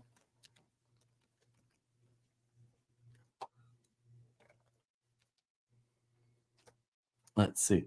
Kit talk. What's everyone's thoughts on the Element's new comp box? Think the new portals will hold up?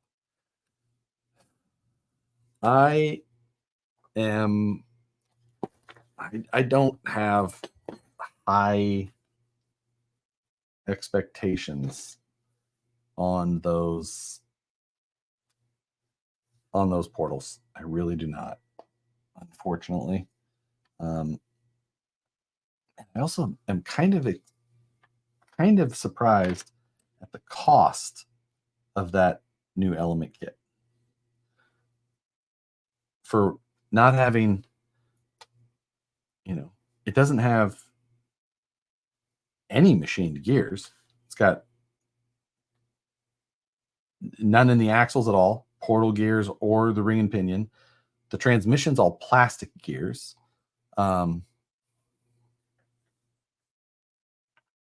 It's $399. I'm just, the carbon is $30 more. It's $429. But the F10 portal axles are going to be so much better. Just not even close. And it's all machined gears everywhere. All the axles, all the transmission. I don't know. It's just really surprised. Element has usually been fairly competitive on the price side of things. That's like where they shine. It's because, they don't put a lot of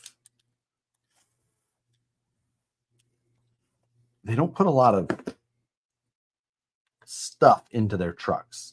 Like in comparison, if you look at them compared to an Axial or a Traxxas, like big companies like that you can kind of compare them to, they don't have inner fenders, they don't have metal transmission gears. The transmission is very basic. The axles are very basic, and they don't, Axial or Traxxas both have, much stronger axles. So the chassis on the Elements are very minimal as far as any, rigidity or plastics in the chassis itself. Yeah, it's just they try and keep them cheap, which has value. People like cheap. That's a thing. And if they're there to fill that, like, you can't be mad at them for that. I'm just surprised that this one doesn't do that.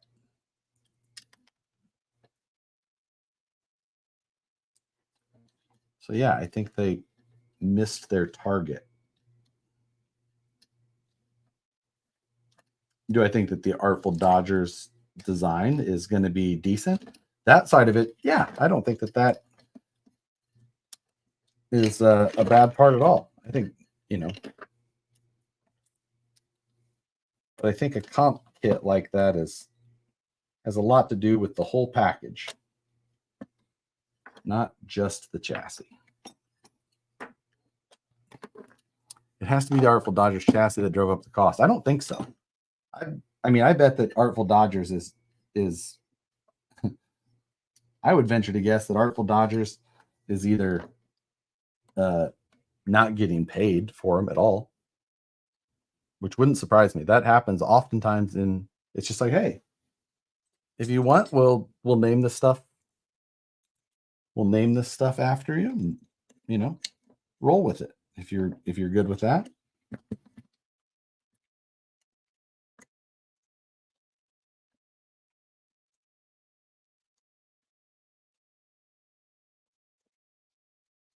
Come on.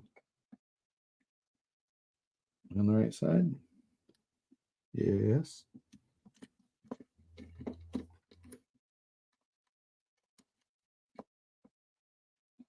There we go.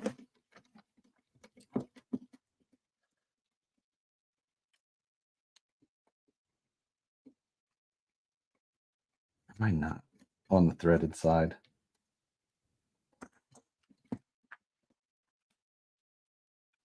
Maybe I'm not. There's the threaded and the non-threaded side of the drive shaft holes, and that's what I'm wondering currently. And Phoenix, I did see your comment, and I did phase the drive shafts. Thank you very much.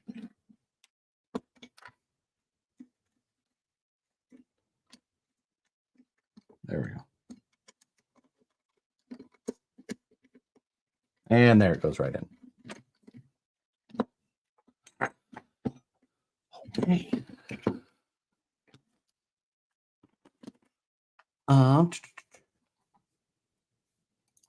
None of the main channels got any of the kits on release either. I mean, I think that Associated is just in a really weird place right now. I think that they've got a lot of people in a lot of key positions leaving and going elsewhere. I think that they've got a parent company that's making a lot of the decisions for them. And I think that's making it really hard to do what they probably know is the best route to go.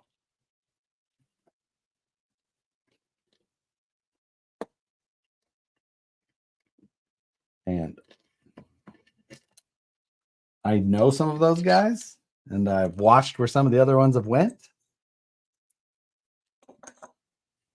It just makes me wonder.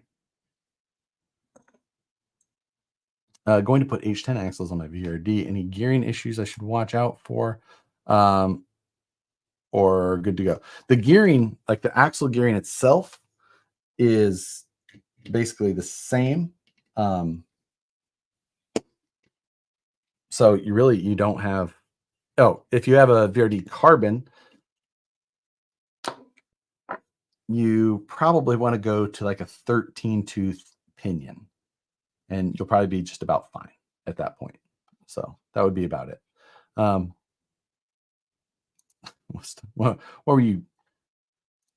Get out the reader's glass. Listen, I wear corrective lenses already.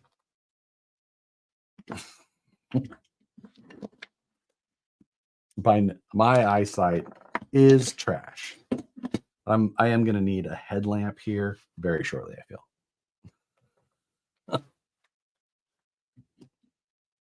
So it gives us the scoop. This isn't anything that's like information that isn't fairly public. The guys that are, in like the RC industry, it's a fairly small circle. Guys that have worked in one place and go to another place, and then they go to another place. It happens, a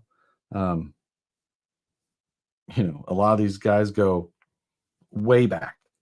They've worked together at multiple places and that type of thing. So it's it's a small world. It really is. But you learn who people are, and you are, you connect with them on LinkedIn or things like that.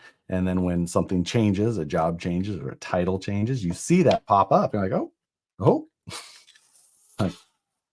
no longer here. You see a Facebook post about, hey, it's my last day at this. It's my first day here. And you're like, oh, okay.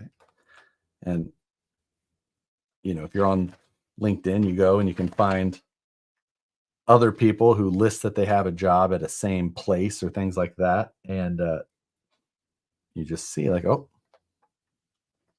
not there, not there, is there, isn't there, is over here now, or that type of thing. So it's not a hard world to follow. None of us are very good at keeping it a secret. God, freaking no. Allergies going nuts. It's either that or I've developed a nasty habit that I don't know about.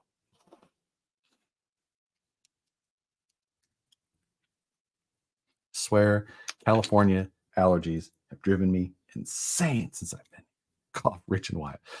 Well, Wyatt has only been in the industry for a very short time. And he was at Horizon. Now he booger shirt, yeah. Nose beers. He was at Horizon first, basically.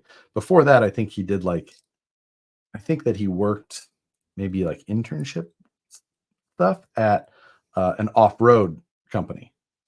But beyond that, I think that was it.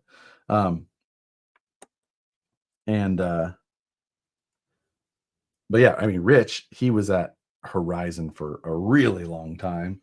And then he exited Horizon for a little while and went to RC 4-wheel drive. And he was at RC 4-wheel drive for maybe a couple years, something like that. And then he left RC 4-wheel drive and went back to Horizon.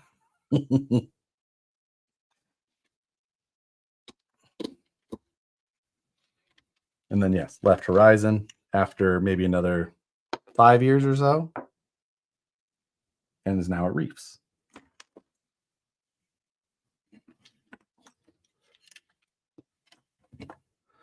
Team Shoshin cares about racing. R&D element is an afterthought for them. I know what you mean. I think even that has suffered a lot, just because while that may be what some of them care about, Team Associated is owned by a Taiwanese company. They have been for some time, and that company is who makes the decisions, and that has become more and more the case these days. So when you have a company elsewhere making those decisions for you, that's what, when you end up getting all of these weird RTRs pushed, like, here, push, now you sell this, now you sell this. It's like, okay, it's called TTS, or Thunder Tiger Solutions is the name of the actual company that owns Team Associated. And that company has got, if you go back, we did a live stream takeover with Matt Carney, who was one of the former owners of Axial. And if you want to go back and listen to that live stream, I think Matt tells some pretty interesting stories about Thunder Tiger, who was previously named Kingstar. And Kingstar was who was the main factory for like HPI back in the day. And then they were also the factory that owned Axial. They were the backers, or the financial backers that started Axial. And then they made a lot of bad decisions over a long period of time and folded, basically. And then the people from that restarted a new thing called Thunder Tiger Solutions. But now it's those same people who are driving this ship over here. Wasn't Matt the one that opened a transmission shop? Yes, he purchased a transmission shop down in the Upland, California area. I think that's right. It's an AMCO. Beep, beep, MCO. That seems like the rest of what we need. What episode was that? That is a great question. Did you see Associated release from today? I didn't. What was it? Let's go look. I'm interested to see this.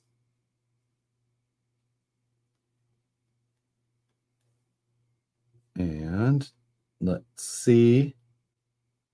Oof. The car buggy. So that's along the lines of that, you know, because that's not super interesting. And the problem is that, like, if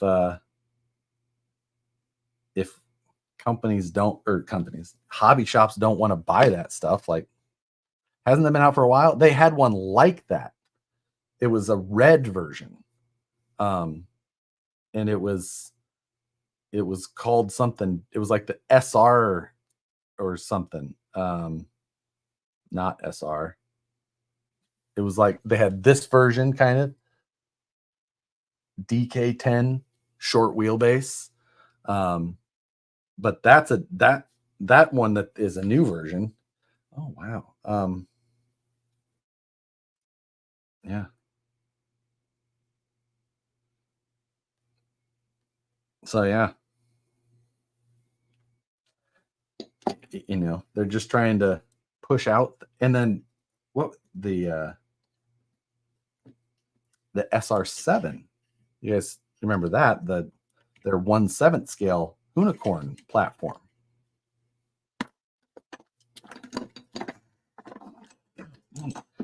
You know, they launched that, and then that has basically disappeared for now, at least, unless it has come back, which I don't think I've seen it back. But I think that they basically recalled all of them. I don't know if I've seen it available anywhere. We'll see if it's back on their site. So it's just like that SR7. I think that thing looked really cool, but I think that there was some things that just got missed on, maybe a lack of testing, before it got really, it had, like, I think I'd commented on the news, and I don't think it was like a unique thought, but it was like, I put Dean's plugs on a 6S 7th scale car. Like, Dean's plugs are not ready to flow that kind of power. Like, you can almost melt those Dean's plugs on a crawler. Perry G, thank you very much. I realized the other day I miss how limited the old stock rigs were and how much I enjoyed modifying and fabricating them.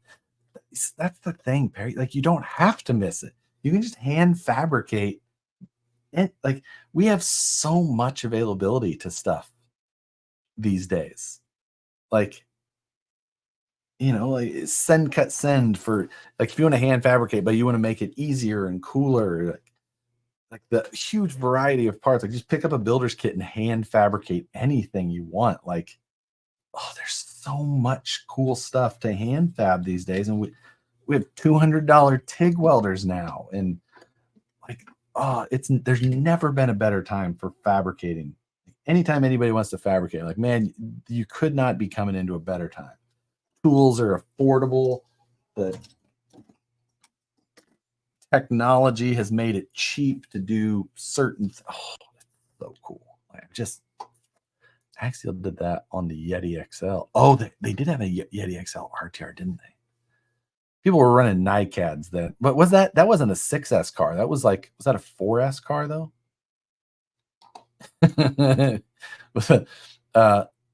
Beads on the coupon today.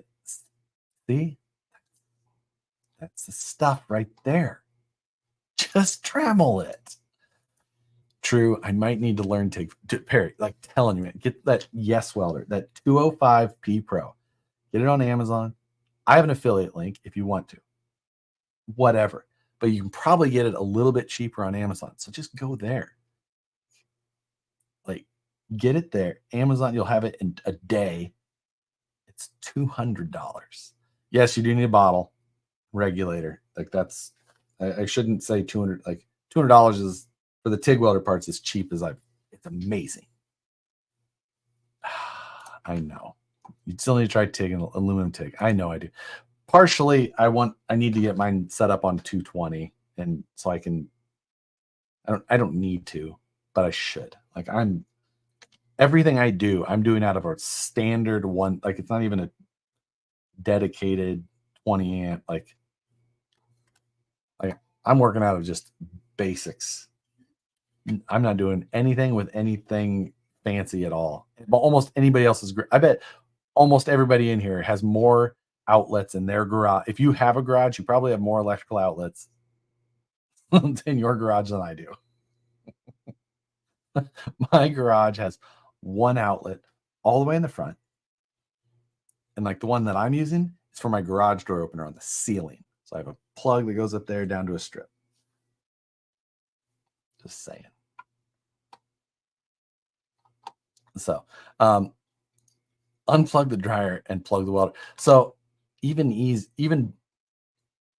in California, houses that are built after a certain year all have to be ready to be wired for an electric car thing. And this is like going back to the early 2000s. So where my electrical panel is, which is outside in California, the electrical panels are on the outside of the house. How weird is that? Anyway, there's a box on the inside of my garage, which is on the other side of the wall from the electrical panel. That's like conduit in for a 220 plug. So like I just needed the most basics to just wire in 220 right there. I also rent this house, so not that it's a big deal. At least you have a garage. Absolutely. And that's a big difference. That is a luxury for sure. And I have a garage that I don't have to park my cars in. So sounds like California housing to me. That's about right. Have a Sparky pull some wires for you, you cheap bastard. You are very, very right. And that's exactly what I need to do. My basement is my garage. Oh, I miss my basement so much. So much. Now I live in what this house is like maybe 1,000 square feet. California. Anyway, we got this done to where I needed to. I didn't build the shocks because, anyway. So yeah, that's where we're going to stop for tonight. I appreciate all of you who joined me for tonight's live build. It's been fun. So I'm sure I'll see you again soon. And I've got a couple of member video things for, appreciate the members who support extra as well. I appreciate everybody who watches. The member support is very appreciated as well. But I'm going to go through and kind of go through a number of the vehicles that I have that I would like to look at selling. So, and then after that, I have to figure out how I'm actually going to plan to sell them. So everybody will see that as well. Another Friday night next week. It's a possibility. I got to find out when Nicole's JDRF stuff is, the juvenile diabetes run fund thing. That is also a possibility, Phoenix. I will look at that. But I didn't forget the bearing. So anyway, yeah, we'll look at it. So anyway, thank you all very much, and we'll see you next time.